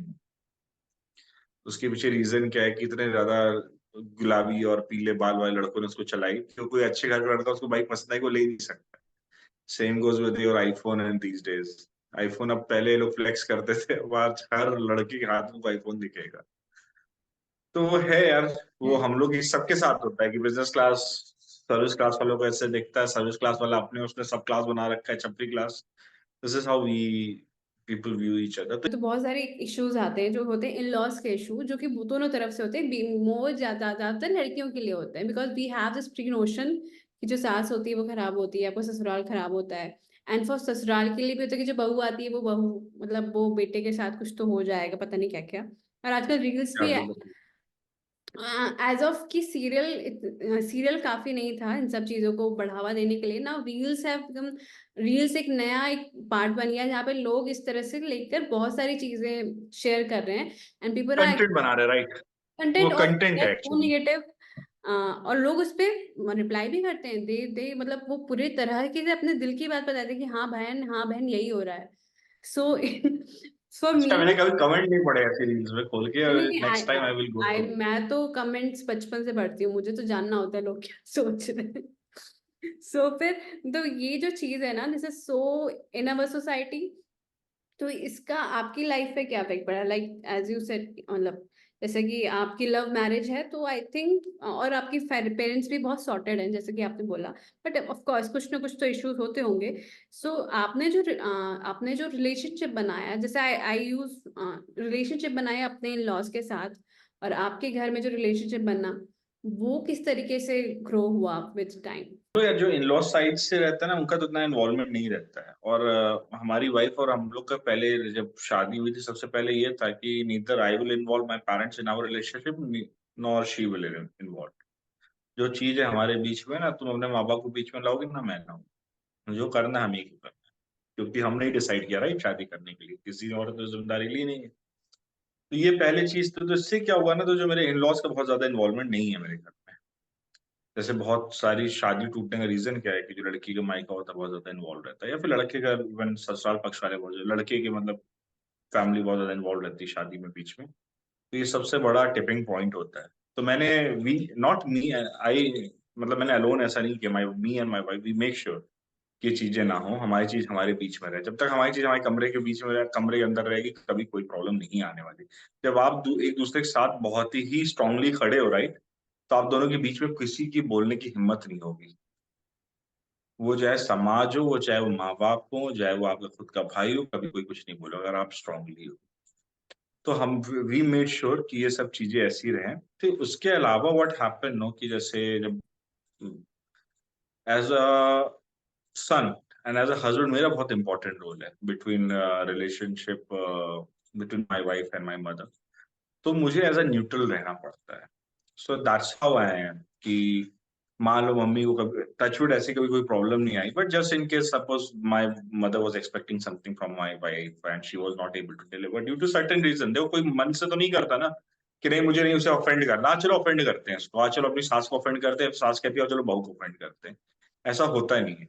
सबके पीछे कुछ एक क्लटर होता है, कट द क्लटर। वो क्लटर रहता है, कुछ प्रॉब्लम्स रहती है जो चीजें दिखती नहीं है आपको सामने, तो उससे मिसअंडरस्टैंडिंग होती है। व्हाट आई मेड श्योर कि मैं बीच में वो वॉल रहा हूँ, या you can say I am that bridge, कि जब दोनों एक दूसरे से इंटरेक्ट कर ऐसी कोई सिचुएशन राइज हो रही है, तो rather than interacting directly or asking each other directly, they come to me। तुम जैसे मान लो मेरी मॉम को कुछ लग रहा है, मेरी माँ को कुछ लग रहा है, तो उन्होंने मुझे बताया चारू ने ऐसा क्या किया, ऐसा क्या हुआ, या ऐसा क्यों नहीं हुआ। तो मैं चारू से पूछूंगा, चारू अपना रीजन बताएगी and she will give me her logic, her reasons behind it. When I convey those reasons and logic behind it, तो चीजें प्रॉब्लम सॉर्ट आउट हो जाती है। क्योंकि जब आप एक ऐसे घर में जहाँ लोग पढ़े लिखे हैं, लोग लॉजिकल हैं, तो ऐसा नहीं है कि मेरा मन किया मैंने ऐसा कर दिया। Same goes with my mom, चाहत गोज लगता है कि मम्मी ने ऐसा, मम्मी जी ने ये नहीं किया, या फिर ये करना चाहिए, ऐसा होना चाहिए था, तो she will tell me, then I will speak to my mother कि मम्मी ऐसा होना चाहिए था, ऐसा लगता है। फिर मम्मी बताएगी नहीं नहीं ऐसा ही, इसके चाहिए रीजन है, इसके भी चाहिए reason, then I will convey that reason to my wife. तो फिर कभी प्रॉब्लम हो ही नहीं पाती। और प्रॉब्लम होती भी है तो वो ना मम्मी को पता है कि उसको उससे प्रॉब्लम, उनको ना उनको पता, उनको मुझे बस बीच में पता है कि क्या हो रहा है। और मैं अपनी क्या कहते हैं ट्रांसपेरेंसी कह लो, या फिर मैं अपनी नॉन डिस्क्लोजर एग्रीमेंट मैंने साइन किया हुआ है, मैं उसे रिवील ही नहीं करता कि हाँ उधर से ये बात आई थी, उधर से ये बात आई थी। तो वो आपको एक्ट एज अ प्ले करना पड़ेगा, वरना हर छोटी बात ये कम्युनिकेशन होगा तो प्रॉब्लम तो आएगी, देखो कुछ ना कुछ over the period of time. देखिए मैंने यहाँ लिखा है, मैंने खुद भी लिखा है, because of course we know इतना ज्यादा इम्पैक्ट है इस चीज का, it becomes so negative in laws जो वर्ड है with time and with all the surrounding, कि मैंने भी लिख दिया adjusting, but the main word should be living with your in laws, क्योंकि they are become the part of your family. So as you said, you try to maintain a harmony between your wife and your mother, which is very important. Of course, you work as a team, you work as a family, and then you grow with each other.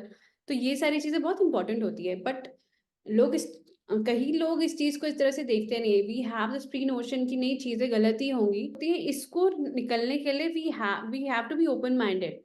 And as you said कि आप bridge बने हो, you are a bridge in the relationship between your mother and your wife. जो relationship बनाने का होता है, not just with your for your wife and your mother, with your in-laws also, how much you have put the effort, या फिर ये आपने effort डाला था, like you have think कि मुझे एक रिलेशनशिप बनाना है, या फिर आपका खुद ही अपने आप विद टाइम बन गया, like आपको इतना इतना आपने सोचा नहीं. Question, I will continue from where I left in the previous question।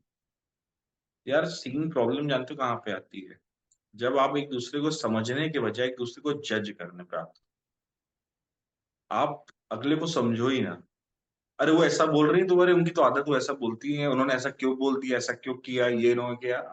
आप उस पर जज करने लगते हो, इमीडिएटली आप रिएक्ट करना चालू कर देते हो। जिस दिन आप समझने की कोशिश करने लगोगे कि वो इंसान ऐसा क्यों बोल रहा है, क्या रीजन है, इर्द गिर्द देखोगे, ओपन माइंड रखोगे, तब आपको चीजें समझ में आएगी। कभी आपको ऐसा फ्रस्ट्रेशन होगा ही ना, आपके दिमाग में ऐसा आएगा, और ना ऐसी कोई परिस्थिति डेवलप हो पाएगी, क्योंकि आप खुद समझ जाओगे कि ये लोग ऐसा होने वाला है, ये ऐसा होने वाला है, तो मैं ऐसा करती हूँ।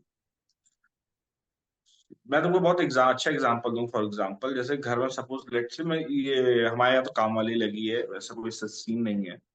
सपोज कह लो कि कोई लड़की है, उसके घर में मान लो कोई दूर से रिश्तेदार नातेदार है, वो सब गांव से आए लेट से।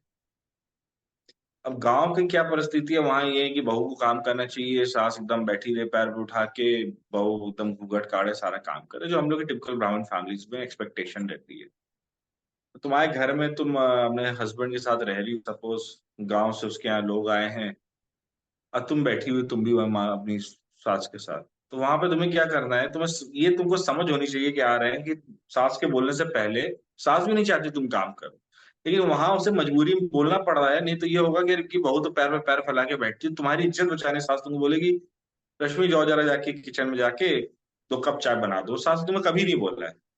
तो मैं वही कह रहा हूँ कि यहाँ पे तुम जज करने लगो, बताओ मम्मी जी सबके सामने मुझे ऐसा बोलती है, तुम बुरा मान जाओ। तो मी एंड माई वाइफ हम में इस पे बहुत सॉर्टेड थे कि हम चीजें समझते थे, तो ये नौबत आने ही ना दो। पता है कि गांव से लोग आ रहे ये आ रहे, तो यहाँ पे आज मेरा बिहेवियर टिपिकल ऐसा रहना है। अब मैं शहरी पार्टी में जा रही हूँ, वहां पे जा रही हूँ, तो मेरा बिहेवियर वहां पे ऐसा रहना, मुझे ऐसे कपड़े पहनने। तो ये अगर आप चीजें समझोगे ना, कभी प्रॉब्लम नहीं होगी। लेकिन लोगों की एनर्जी किसमें जाती है, अरे मेरी सास मुझे ऐसा बोलती है, अरे तुम समझने को, या फिर मेरी बहू मुझे ऐसा बोलती है। एक दूसरे को जब आप समझोगे ना इधर वे, कभी ये प्रॉब्लम आएगी ही नहीं। रेदर देन जजिंग, तो हम ज्यादातर हमारी एनर्जी आती है दूसरे को जज करने में, रेदर देन समझने की, वो बेचारा ऐसा क्यों कर रहा होगा, वो मेरा फोन क्यों नहीं उठा रहा है, या फिर वो मुझे रिप्लाई क्यों नहीं कर रहा है। अगर ये समझना शुरू कर देंगे, rather than making a discourse immediately कि नहीं नहीं अरे ये तो ऐसा ही है, बेकार आदमी है ये, चलो हटाओ उसको जीवन से। तो ये प्रॉब्लम है बहुत बड़ी। दूसरी जो तुमने क्वेश्चन पूछी, how I develop relationship with my in laws, तो it was very natural over the period of time we were attractive. Of course मैं उनका दामाद था, लौता दामाद हूं, तो वाइफ से बात करते थे तो मैं भी बात करता था। फिर धीरे धीरे जब बात होने लगी तो she my mother in law was into spiritualism, वो सत्संग जाती थी। जो लोग सत्संग जाते हैं उनको बहुत रहता है कि अपनी सत्संग की बातें बताएं और लोगों को कन्विंस करें कि उनका सत्संग ज्वाइन करें। तो she used to tell me all those stories. मैं ये नहीं कह रहा हूँ कि वो she was trying to bring me to that वो satsang, but she was telling me the stories और ये सब वहां पे ऐसा होता है। तो देन वी स्टार्टेड कनेक्टिंग कि हाँ मेरी भी कुछ फीडबैक्स थे उसमें, मेरी भी कुछ बिलीफ सिस्टम थी, तो I started sharing. That's how I got connected with them. और फिर नेचुरल है यार, आप इंसान के साथ रहोगे, आपकी लाइफ में कोई आपकी बेटी का पति है, रोज रोज बात करोगे, हफ्ते में 10 दिन में एक बार, तो ऑफकोर्स एक बॉन्ड डेवलप हो जाता है। It is all natural. और मैं एक चीज ऐड करूंगा, तुमने जो क्वेश्चन पूछा ना उसमें बहुत अच्छी चीज एक निकली। There are 2 type of bondings. एक नेचुरल बॉन्डिंग होती है, आप एक जबरदस्ती बॉन्डिंग बनाते हो या फिर आप दिखाते हो। तुमने देखा होगा बहुत सारे सासों का, बहुओं का, या फिर दामाद और उसके सास का बिहेवियर की, दामाद जी आए तो सास दौड़ते हुए आ रही है, अरे दामाद जी आके गले लगा लिया, या फिर बहू आ रही तो सास, तुमने ऐसी देखी होंगी फैमिलीज, उनकी सास को गले लगा रही है। तो ये सब जो रिलेशनशिप है ना, 90% टाइम ऑफ आर्टिफिशियल, उनमें बहुत सारे प्रॉब्लम्स रहती हैं। वो अंडर द कर्टन दबे रहते हैं, वो झूठा दिखावा होता है। प्यार करते हैं, ऐसे गले मिल रहे हैं, वो लग रहा है, और तुमको लग रहा है कि चीजें कितनी अच्छी हैं, कितनी साफ सुथरी, लेकिन जब तुम कारपेट हटाओगे, पर्दा हटाओगे, पता चले दूसरे की तलवार लेके तलवार मारने तैयार बैठे हैं। तो चीजें नेचुरली होने दो। जैसे हम नेचुरली अपने माँ बाप से बिहेव करते हैं, माँ बाप हमसे बिहेव करते हैं, अगर सास और ससुर का सास का अपने दामाद अपनी बहू प्रति वैसे ही बिहेवियर रहेगा, चीजें ज्यादा अच्छी रहेंगी। That's how I see it, rather than having a fake artificial relationship with in-laws. So, so you wanted to say कि आपको एडजस्ट करना होना चाहिए, आपको खुद एडजस्ट करना पड़ेगा with the surrounding, like how your parents नहीं and how your in-laws are. नहीं नहीं नहीं, आपको समझना पड़ेगा अगले को। ओके, तो आपको समझना होगा कि अगर कोई आपको गांव का समझना इंसान आ रहा है तो आप उनके साथ कैसे बिहेव करें, ये आपको समझना होगा। ये भी तो थोड़ा दिमाग लगाना ही हो गया ना, नहीं कि आप दिमाग लगा के कर रहे नहीं हो। नहीं नहीं नहीं, ये गांव का ही मैंने एक छोटा सा एग्जांपल दिया। हाँ, समझना मतलब आपको हर चीज समझनी होगी, कोई कैसे रिएक्ट कर रहा है।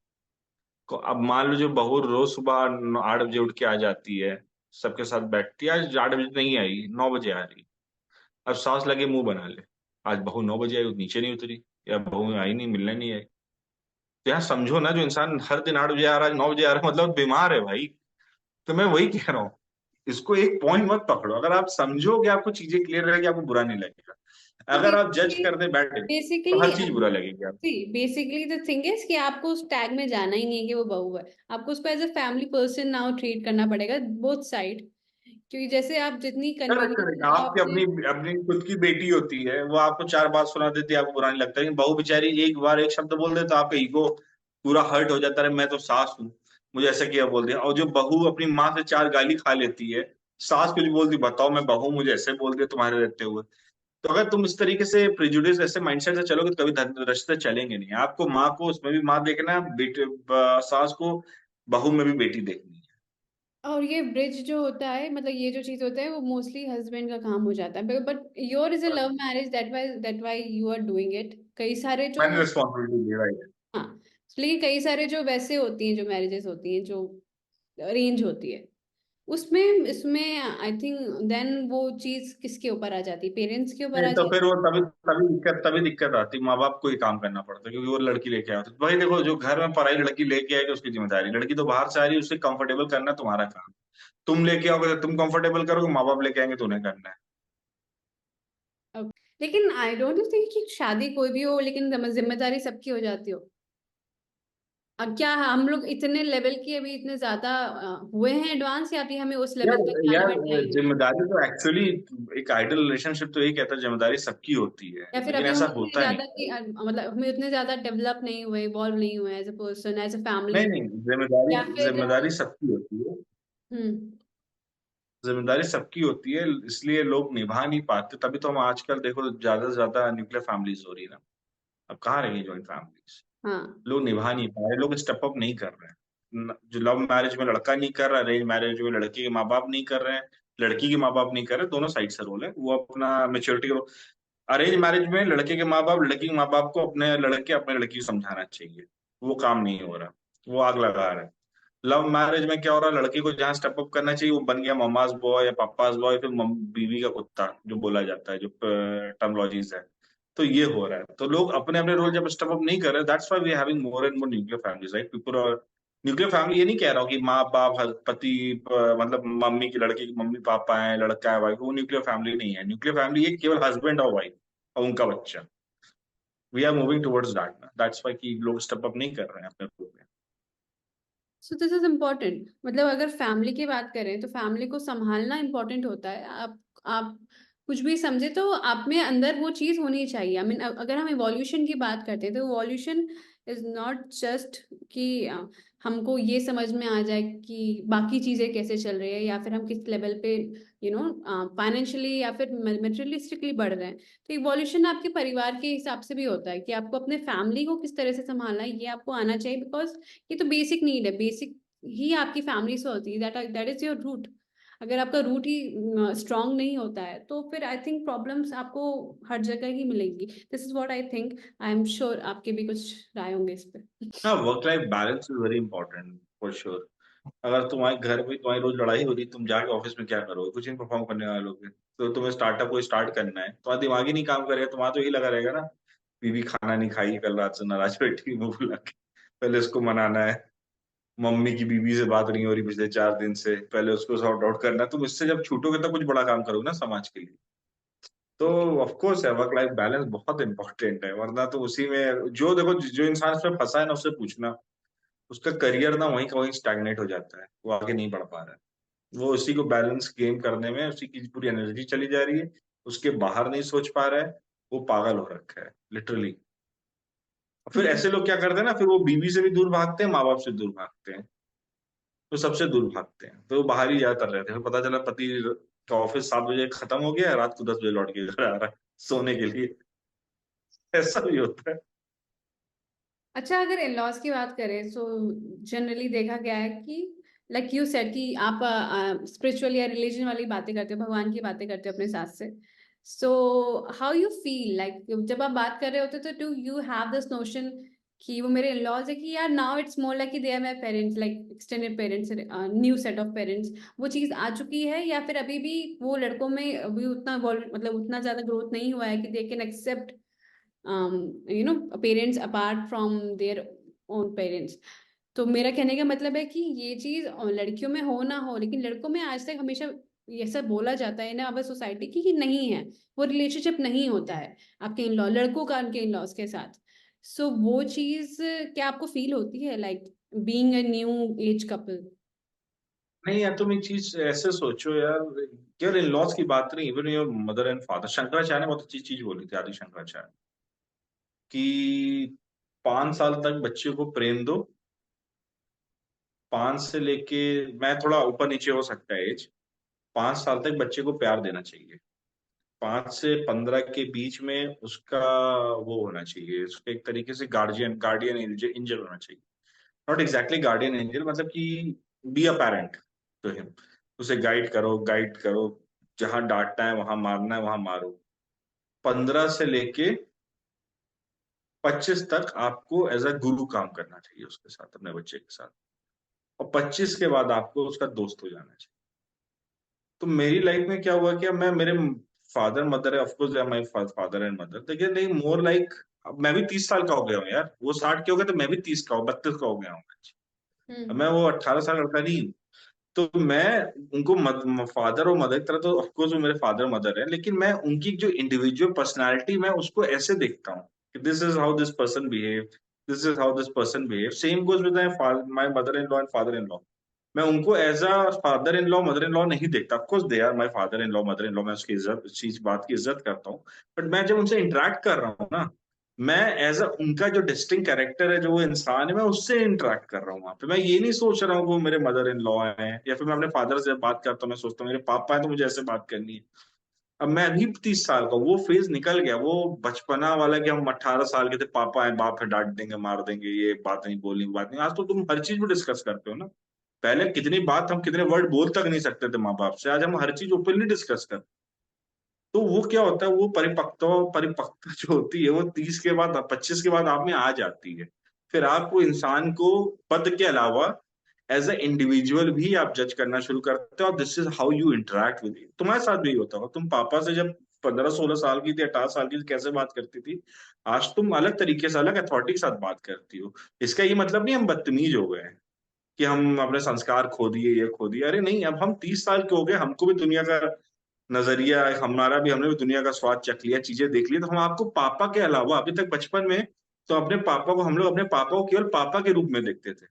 आज हम एक पर्सनालिटी दिखती है जिसने लाइफ में ऐसा स्ट्रगल किया, या ऐसे किया, ये चीजें की, ऐसी अपॉर्चुनिटीज पाई जीवन में, ये किया। वो इंडिविजुअल से भी हम इंटरेक्ट कर रहे हैं साथ में। छोटे में क्या था कि पापा हैं, कुछ राइट ना लेफ्ट, कुछ मतलब कुछ पता ही नहीं है, बस पापा है, पापा पापा पापा। बड़े हो जाते चीजें बदल जाती है। वैसे ही इन लॉज के साथ होता है। यहाँ पे तो आपकी शादी 28 में हो रही है, आप बहुत मेच्योर हो, तो वहां पे आप इंटरेक्ट करते हो। इनिशियल आप इंटरेक्शन इसीलिए करते हो कि आपके father in law and mother in law है, वो पद है उनके पास। लेकिन उसके बाद इंटरेक्शन जब आपका बढ़ता है, उसके पीछे रीजन क्या होता है कि you like them as an individual, not because of their पद। तो जब आप इंडिविजुअल इंडिविजुअल बॉन्डिंग हो जाती है ना रश्मि, तो फिर पद का कोई मतलब ही नहीं रहता कि वो फादर इन लॉ है, मदर इन लॉ है, या फिर ये आपके पापा या मदर इन। तो ये बहुत important.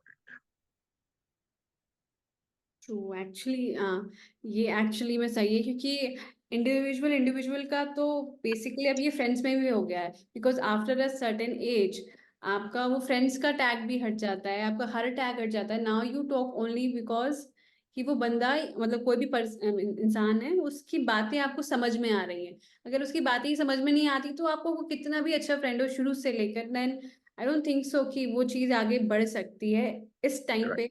And people are becoming more inclusive, ये खुद के अंदर जा रहे हैं, they are trying to search themselves. तो इस टाइम पे आई थिंक रिलेशनशिप अगर है तो वो बहुत ही अच्छी बात है। I think they have to, हर किसी नहीं, को आप ये जैसे रखना बड़े पड़ेगा होते हैं ना, कि यू डोंट, आप टैग्स जो होते हैं ना, जो टैग्स लगे रहते हैं लोगों पे, वो उसको आप केयर नहीं करते, डोंट केयर एनी। पहले आप अगर 10 साल के, तो आपको चाहिए कि जो आपका दोस्त तो 10 साल का ही हो या आपकी क्लास का हो। सीनियर से आप दोस्ती नहीं करते थे। कैन यू इमेजिन, जो 6 क्लास का हो 7 से दोस्ती नहीं, दोस्त नहीं कह रहे, तुम जूनियर्स दोस्ती कर रखे हो। फिर आप कॉलेज में जाते हो, वहां पे भी रहता है फर्स्ट ईयर सेकंड ईयर वाला। जब आप नौकरी में जाते हो, फिर जिससे आपकी वाइब मैच होती है ना, वो आपका दोस्त होता है। वो वाइब हो सकती है 40 साल का आदमी भी हो सकता है, वो 50 साल का भी हो सकता है, वो 20 साल की लड़की भी हो सकती है। कि आपको उसी कंपनी से लगती है, उससे बात करने में सही होता है। तो this is how when you became mature ना, द वर्ल्ड बिहेव्स। आपको फर्क नहीं पड़ता क्या टैग है क्या नहीं है। It is more up to कि क्या वाइब है, क्या एनर्जी आपको मिल रही है इंसान से। तो before moving to our last question जो स्पिरिचुअल लाइफ पे है, मुझे ना कुछ टेक लेने हैं आपके। What's your take on extra marital affair? Extra marital affair, मेरा यार ये मतलब मैंने इस पे कोई आर्टिकल लिखा था बहुत अच्छा, मैंने फिर बस लिख के मेरे शायद सैमसंग नोट में मेरे पड़ा हुआ है। मैंने बहुत मतलब सोचा था इस बारे में, ऐसा होता क्या है यार, what is exactly extra marital affair. Life में क्या होता है ना रश्मि, आप यंग रहते हो, यू फॉल इन लव और you met the right woman, which over kind of marriage you are into. तो आप दूसरे को बहुत एक्साइटिंग लगते हो। फिर क्या करते हो, आप दोनों में एनर्जी होती है, आप घूमोगे, आपको किसी की जरूरत नहीं रहती है शादी के नए नए उसमें। तो आप होते कि हम दुनिया जीत लेंगे, हम ये कर लेंगे, वो कर लेंगे, आपकी वो सब मानसिकता रहती है, आपके पास वो एनर्जी होती है। फिर होता क्या है यार, यू क्रॉस योर 30s, फिर उसके बाद आप आते हो अपने 40s में, उसके बाद आप आते हो अपने 50s में। तुम देखो कि जितने भी एक्स्ट्रा मैरिटल अफेयर है ना, वो कभी 30s में जल्दी नहीं होते। अगर 28 में शादी हुई, 27 में शादी हुई, 30s में नहीं होते। द मोर इनटू ये सब लेट चीजें तुमको 40s में लेट सुनने को मिलेगी। 30s होता होगा। Late 30s, for beginning of 40s, sometime late 40s। इसमें होता है क्या यार, एक्स्ट्रा मैरिटल होता क्यों, मैं इस पे जाऊंगा। बेसिकली आप हस्बैंड एंड वाइफ हो, you are being together with each other for almost like let's say in last 10 years।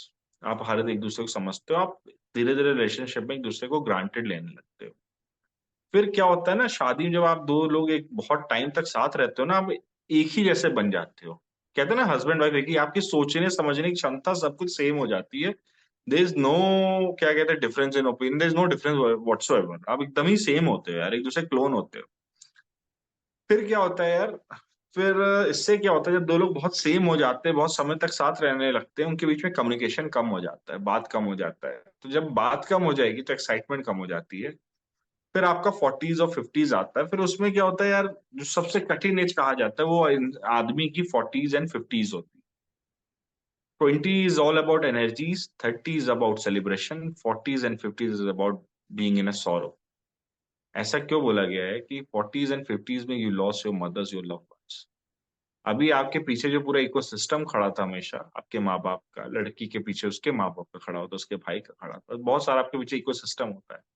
The moment your father and mother move away from your life, वो जब छोड़ के चले जाते हैं, तो आपके जो ये सगे भाई हैं, सगे बहन है, सब एक सेकंड में आपको खूब एनर्जी होती है। 30s में you have money and everything.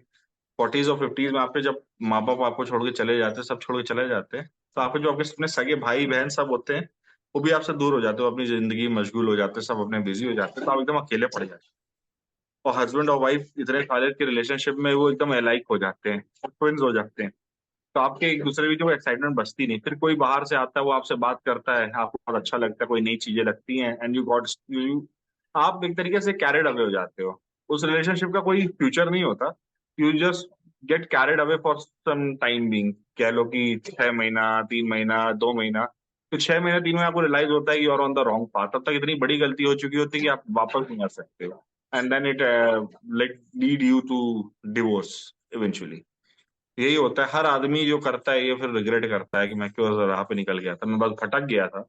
और उसके भटकने के कारण मैंने तुमको बताया कि आप इतना टूट चुके हो तो लाइफ में, और फिर आपस में एक्साइटमेंट खत्म हो जाती Like, what your take on non-committal relationship, जहाँ पे लोग कमिटमेंट ही नहीं देना चाहते हैं, they are running away from the responsibility maybe। You have many friends जो आप कहानी सुनाते हो कि कुछ लोग के केस में कोई कमिटमेंट नहीं देना चाहता है बहुत लंबे रिलेशनशिप के बाद भी। होते हैं। मेरा क्या टेक है, ऐसे लोग सब नहीं रहे।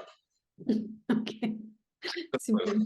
कोई मतलब नहीं ना, क्या मतलब है, क्यों And टाइम वेस्ट कर रहा your हूँ। take on तो सबसे multiple। इंपॉर्टेंट चीज है, एक दूसरे का टाइम वेस्ट मत करो। देखो Rashmi, it's very important to know, जब मैं और तुम इंटरेक्ट कर रहे हैं एक दूसरे से, we are exchanging our energies. Sound wave केवल साउंड वेव नहीं है, there is energy into it. तो आप किसके साथ एनर्जी एक्सचेंज कर रहे हो, इट इज वेरी इंपॉर्टेंट। आप एक गलत इंसान के साथ 10 साल से एनर्जी एक्सचेंज कर रहे हो, इतने साल से एक्सचेंज करते आ रहे हो, अभी भी कमिटमेंट नहीं दे रहा है, मतलब कि there is no point, you are wasting your energy यार इतने साल। बेटर फाइंड समवन एल्स जो आपको रेसिप्रोकेट है सेम चीज। May be are meant to be together, इसलिए नहीं हो रहा, नहीं otherwise thing will fall in its own place. किसी की जरूरत नहीं है। अच्छा, तो what's your take on cheating and multiple affair, जिसमें ये वाला नोशन नहीं होता जो आपने बोला एक्स्ट्रा मैरिटल में। इसमें पीपल आर यंग, और यंग इन द सेंस कि 35 तक ले लो। सो उसमें भी ये चीज आई जाती है दैट यू नो आप अपने खुद एक पार्टनर से सेटिस्फाई नहीं हो। What's your take on that कि बंदी मिली है, किस्मत से मिलती है अच्छी बंदी, वाई टू लुक फॉरवर्ड, मतलब बाकी जगह चीजों पे क्यों देखना, देख कुछ इस तरह से लाइन थी। सो इसमें मुझे थोड़ा सा आपका वो चाहिए था कि being a boy but you have to say about this कि आप एक से वो नहीं हो, आप एक से सेटिस्फाइड नहीं हो, you are looking all over again कि आज कोई और मिल जाए, कोई बेटर मिल जाए। देखो ये cheating, any sort of cheating ना is wrong in my point of view. देखो जब आप कोई शादी में रहते हो ना, जब जिस इंसान के साथ शादी हो रहते हो गया, उससे गर्लफ्रेंड आपको हो हर, गया, बीइंग मतलब जो गर्लफ्रेंड भी। भी है आपको हर दिन उसको चुनना पड़ता है। जब आप घर से हम्म। बाहर जाते हो, घर वापस जब लौट के आते हो, आप घर लौटने का रास्ता चुनते हो ना, अपना घर लौटने का चुनते हो। ऐसा नहीं किसी भी घर में जाके सो जाते हो, कहीं भी चले जाते हो। आप उस घर को रोज लौट के आते हो। ऐसे ही आपकी लाइफ में लड़की है, वो आपकी बीवी है या फिर आपकी गर्लफ्रेंड है, आपको हर दिन चूज करना पड़ेगा। आपको हर दिन उसको प्रायोरिटी बनाना पड़ेगा। जब अगला आपको प्रायोरिटी बना रहा है, वो आपको हर दिन चूज कर रहा है, क्योंकि यार just a matter of time. आज मेरी वाइफ को लगे मुझे आज चूज नहीं कर रही, मुझे नहीं पसंद है कार्तिक, आपको वो लगे किसी और से बात करने, बस 1 घंटे की बात है रश्मि, हमारी रिलेशनशिप उसमें खत्म हो जाए। You have to choose your partner each and every second in a day. आपको 1 मिनट 2 मिनट आपका दिमाग इधर से फ्लक्चुएट हुआ, आपने चूज नहीं किया, आप कहीं और मुंह मार दिए, हो सकता है उसको कल को पता चले जाए, आपकी चीजें खत्म हो जाएगी। तो this is how it is यार। मतलब कि जब आप साथ में रहते हो, जब आप शादी करते हो ना, तो कोई स्कोप नहीं रह जाता किसी चीज का। आपको एक दूसरे को हर दिन चुनना पड़ेगा, हर पल चुनना पड़ेगा। एक पल जब आप नहीं चुनोगे ना, वहां पे चीजें खराब हो, और उसका कोई वो नहीं है। फिर क्या होता है, फिर डिवोर्स होता है, फिर आप वो क्या कहते हैं, अपनी 50% प्रॉपर्टी खो गया और क्या। इसीलिए अब तो लोग यूनिफॉर्म चीटिंग सिविल कोड भी पहले आ ही रहा है। करते हैं ना, मतलब they are not married and they are doing this all these things, उसमें आपको यार खोने। देखो, मैं शादी के पहले किसी रिश्ते को कुछ रिश्ता मानता भी नहीं, उन सब रिश्तों को कोई मतलब नहीं। नहीं नहीं, ऐसा नहीं होता कि रिश्ता नहीं होता, तुम्हारा रिश्ता था तभी वो तुम्हारा अब शादी के बाद एक रिश्ता बना। यार नहीं नहीं, मैं रिश्ता था, अगर मैं शादी नहीं करता तो वो कोई रिश्ता ना रह जाता, तो बात कुछ ये है। तो था तभी तो शादी हुई ना, ऐसा नहीं होता नहीं आप तुमने उसको, नहीं नहीं नहीं तो नहीं, देखो मैरिज के सोसाइटी में बाद। जब उसको ना, उसको ध्यान रखना, वो मैं वेस्टर्न माइंडसेट से नहीं सोच रहा हूँ यहाँ पे, मैं मैं तुमको वेस्टर्न इंडियन माइंडसेट की माइंडसेट बात से भी कह नहीं रहा कर हूँ। रहा हूँ, ये वेस्टर्न माइंडसेट नहीं है, तुम्हें, हमारे इंडिया में भी बहुत सारी चीजें ऐसे होती हैं, हमारे यहाँ भी गंधर्व विवाह होता था, मैं ये नहीं कह रही हूँ।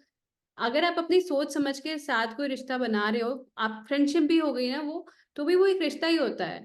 Then you can not move from forward from that. Society सब कुछ नहीं होती है, आपका खुद का इंट्यूशन, आपका खुद का तो जमीर कहाँ चला दोस्ती गया, में आपका खुद सुनो, की तो दोस्ती सोच में कहाँ चीटिंग नहीं चली होती गई। ना फिर। यू डोंट दोस्ती में मेक चीटिंग नहीं रिलेशनशिप। होती है। हर जगह मैं क्या कह रहा हूँ, चीटिंग।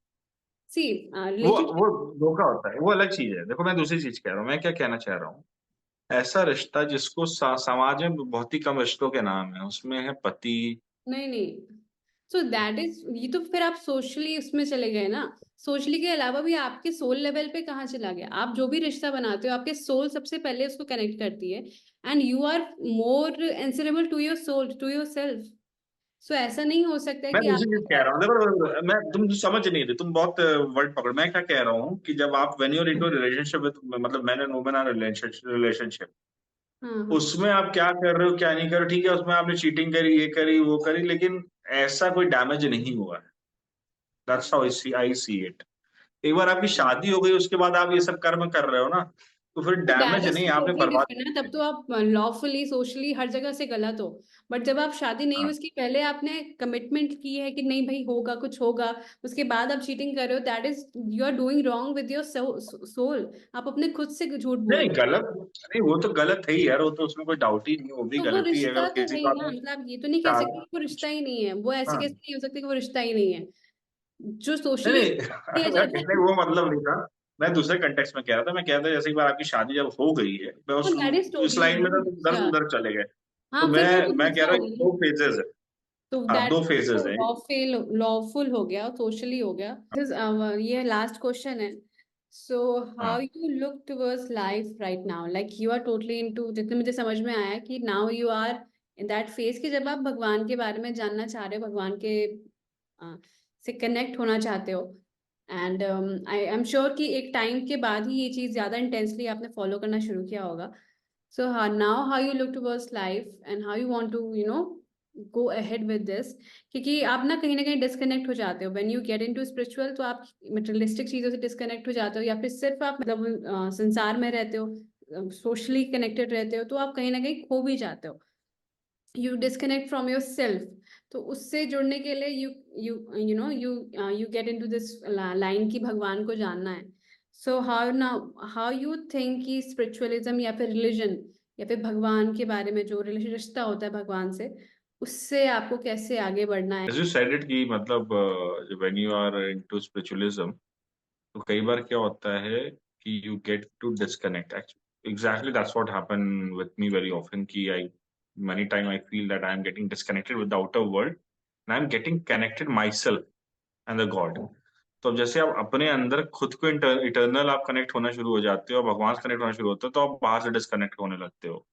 तो कई लोग कहते हैं ना कि ये एस्केपिज्म है, दुनिया से भागने का, संत बन जाने का, भगवान की तरफ भागने का। ये एस्केपिज्म नहीं है, एस्केपिज्म तो ये दुनिया है। अल्टीमेट ट्रुथ तो वही है भाई अंत में। तो आप एस्केप किससे कर रहे हो? आप उस अल्टीमेट ट्रुथ से करके आप इस माया में फंसे हुए हो, जो कि नॉन एग्जिस्ट एग्जिस्ट क्या कहते हैं, what is the right word, जो मतलब कि जो एग्जिस्ट ही नहीं करती, which is just more like a simulation कह लो सॉर्ट ऑफ। तो ये होता है हमारे साथ भी यार। मैं मेरी वाइफ सबके साथ, दोनों जन के साथ होता है। तो what we have planned so far कि अब now we have a daughter, we get her settled, उसकी शादी करके फिर राम राम जपना है, और क्या बचाई क्या रह गया। वो मम्मी पापा वाला कि वो करने के बाद राम राम जपना है। नहीं वो यार ग्रेजुअल देखो, लाइफ रिस्पॉन्सिबिलिटीज आती जा रही है। भले ही दुनिया माया है, सिमुलेशन, हम चाहे जो बोले, लेकिन रिस्पॉन्सिबिलिटीज तो वही, उससे आप मुंह नहीं छुपा सकते। तो you have to fulfil those responsibilities, but एक अल्टीमेट ट्रुथ भी है। तो जो उसको समझता है, उसके मन में कहीं ना कहीं ये तो रह ही जाता है कि किसी तरह वहां पे चले जाएं, उस रास्ते पे चले जाएं। अब हम लोग को देर से समझ में आया, बहुत से लोगों को 5 साल की उम्र में आ जाता है, तो वो संन्यास ले लेते हैं। तो अब हमने, हमारे साथ वो पॉसिबल नहीं है। तो साथ में इतने सारे लोग जुड़े हुए हैं, इतने सारे और लोग साथ में चल रहे हैं, तो that we need to fulfil, right? तो अभी right now this is not the right time. हाँ, लेकिन ये होता है कि सब छोड़ो, इर्द गिर्द जो चीजें चल रही हैं, अंत में मैं और मेरा भगवान। हमारी मेरी वाइफ के साथ यही हो रहा था, हम लोग की जॉब चेंज कर रहे हैं, ऐसा ना हो फिर बीच में लगा, ऐसा ना हो कि इतनी यार जॉब चेंज कर रहे हैं, नौकरी ही ना मिले। फिर लगा नौकरी भी नहीं मिली तो क्या होगा, भगवान तो ही, उन्हीं का नाम जपेंगे, वही सच्चाई, वही वास्तविकता है भाई, उन्हीं को भजेंगे फिर। और सुख भी मिलता है, मजाक नहीं कर रहा हूँ, जितनी खुशी उसमें है उतनी शायद किसी चीज में नहीं होगी, when you dedicate yourself truly to him. तो ये भी एक सच्चाई है। तो आपको कई बार लगता है कि जब आप ये सब चीजें समझते हो, तो आप कभी हार नहीं सकते लाइफ में। आप हारोगे नहीं, आप गिरोगे तो आपके पास एक रास्ता तो है ही, वो अल्टीमेट रास्ता है, जिसको आपने बैकअप में रखा हुआ है। वो एक एक्चुअल, वो अल्टीमेट एक्चुअल रास्ता है वो, लेकिन हम उसे बैकअप पे लेके चलते हैं। बहुत से लोग साथ होता है बैकअप, वो मेन ट्रिप बन जाता है, लेकिन हम लोग बैकअप पे चल रहा है वो, क्योंकि लाइफ में रिस्पॉन्सिबिलिटीज है। या ट्रू। नहीं नहीं, हाँ, what I was trying to say कि जितने भी बच्चे जो पैदा होते हैं, इफ यू ऑब्जर्व देम ना, they all are same, not saint, they all are same. Same. How they are same? How they are same कि वो एक महीने पे जो एक बच्चा हरकत कर रहा है, जो दूसरा यूएस में बच्चा रहेगा वो भी वही सेम हरकत करता है, 2 महीने पे सेम करता है। जब मेरी बेटी हुई तब मैंने ऑब्जर्व किया, and I went to all those social media account जहाँ पे mother were sharing their experience how their daughters और son are doing at 3 month of age. को यार सब कुछ सेम था यार। मतलब भगवान की जो प्रोग्रामिंग है ना, तुम्हारे अंदर जेनेटिक्स जो चल रही है ना, कैसे तुमको ग्रो करना है, it is all dam same. चीजें कहाँ बदलती है? जब तुम इस दुनिया में बोलना शुरू करते हो, जब तुम बोलना शुरू करते हो, तब तुम समझना शुरू करते हो, तब क्या होता है, तुम पे ये माया तुम पे हावी होती है। इसलिए कहते हैं ना कि बच्चे देवता का रूप होते हैं, भगवान का रूप होते हैं, जब तक वो बोलते नहीं और जब तक समझते नहीं। जैसे वो बोलना समझना शुरू करते, तो ये माया होती है ना, इनको ऐसे गिरफ्त में ले लेती है। फिर किसका क्या एक्सपीरियंस रहता है, फिर उसके हिसाब से वो इंडिविजुअल आगे चलकर ग्रो करते हैं। आप उनको जैसा एनवायरनमेंट देंगे, उसे संत बनाना चाहेंगे तो वो आदि शंकराचार्य बन जाएगा, स्वामी विवेकानंद बन जाएगा। उससे आप लोफर आवारा बनना चाहेंगे तो आजकल 10 लाख एग्जाम्पल है, उसमें कोई वो आर नहीं है। यू प्लानिंग कि ये सारी नॉलेज आप अपने बच्चे को शुरू से ही दो? ऑफकोर्स, ऑफकोर्स, ऑफकोर्स, मैं फर्स्ट डे से इम्पार्ट करूंगा जैसे वो बड़ी होगी, ताकि उसको आगे चल के लाइफ में डिसीजन मेकिंग में बहुत डाउट ना हो। उसे पता रहे कि यार दुनिया प्रेम, मोहब्बत, प्यार, रिलेशनशिप से भी बढ़कर है, और there is an ultimate truth which is God. और तुम अगर उनको अपने, अगर ठीक है, सबको संत बहुत अच्छे लगते हैं, अपने बच्चे किसी को संत नहीं अच्छे लगते, लेकिन मेरा ये है कि अगर तुमको कोई ऐसा मिल गया, ऐसा डेडिकेशन मिल गया तुम्हें, मतलब कि लाइफ में, जिसमें तुम खुद को भगवान के लिए निछावर कर रहे हो या फिर भगवान को सौंप रहे हो, उससे ज्यादा खुशी किसी में नहीं। मुझे तो नहीं लगता कोई इससे ज्यादा किसी चीज में खुश हो सकता है। जो कृष्ण की भक्ति है, शिव की भक्ति में जो खुशी है यार, महाशिवरात्रि के दिन बैठ के तुम भगवान शिव के सामने बैठ के ध्यान में खो जाओ, उनके बारे में सोचते सोचते, उससे ज्यादा कोई चीज सुख दे पाई, कोई इंसान वो सुख दे सकता है क्या तुम किसी उसके बारे में सोच के? नहीं मिलेगा। फैमिली है, आपकी जो फैमिली थी वो बहुत ही मैस्कुलिन एनर्जी में थी, so but I found your wife कि वो बहुत feminine, like the very sweet soft सी, बहुत प्यारी सी। सो उनके आने से आपकी फैमिली में, आपकी लाइफ में क्या चेंज आया? तो ये कुछ मेरे नहीं, बीवी भी तभी से था जब आपने बोला था कि आपकी फैमिली बहुत मैस्कुलिन है, सो आई नहीं, बीवी को भी मस्कुलाइन बना दिए थे। वो खुद ही कहती है, काश ऐसे मैं पहले होती कॉलेज में इस टाइप की तो मजा ही आ जाती। तो वो भी एकदम हाजिर जवाब हो गई है। ओके, आई तो मुझे लगा कि कुछ चेंज आपकी नहीं, लाइफ में आया होगा। भाई 14-15 लोगों में एक इंसान क्या चेंज ला देगा, वही बदल जाएगा। Great. ये अच्छा है।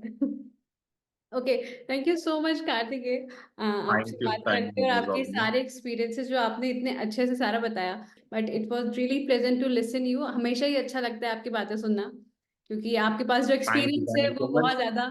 बहुत ज़्यादा वास्ट है, तो उसकी थोड़ी बहुत चीज़ें सुनने में मज़ा आती है। And I am sure thank you so much, मुझे बहुत अच्छा लगा इंटरेक्ट करके। And question were quite actually मुझे सोचने में काफी मजबूर किया, बहुत सारी चीजें मैंने नहीं सोची थी। या and it was of course in prompt interview, मतलब कि डिस्कशन, हमने कुछ भी डिस्कस नहीं किया था क्या पूछा जाएगा क्या नहीं जाएगा। Thank you so much, and I चलो, hope thank you so much, pleasure talking to you.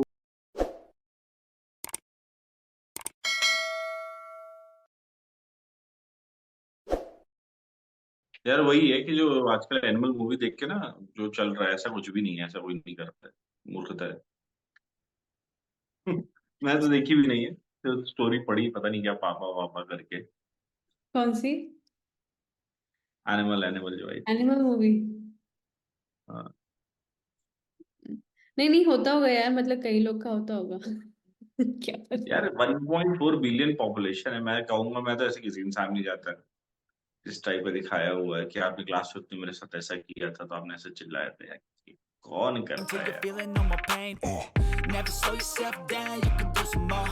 Push past all the pain and you'll find a door. Open it up and finally explore everything that you thought you could never do before. And even when you feel low, you can still go. Even when you feel slow, you can still go. Even when there's no hope, you can still go. I never answer to no, man, I still go.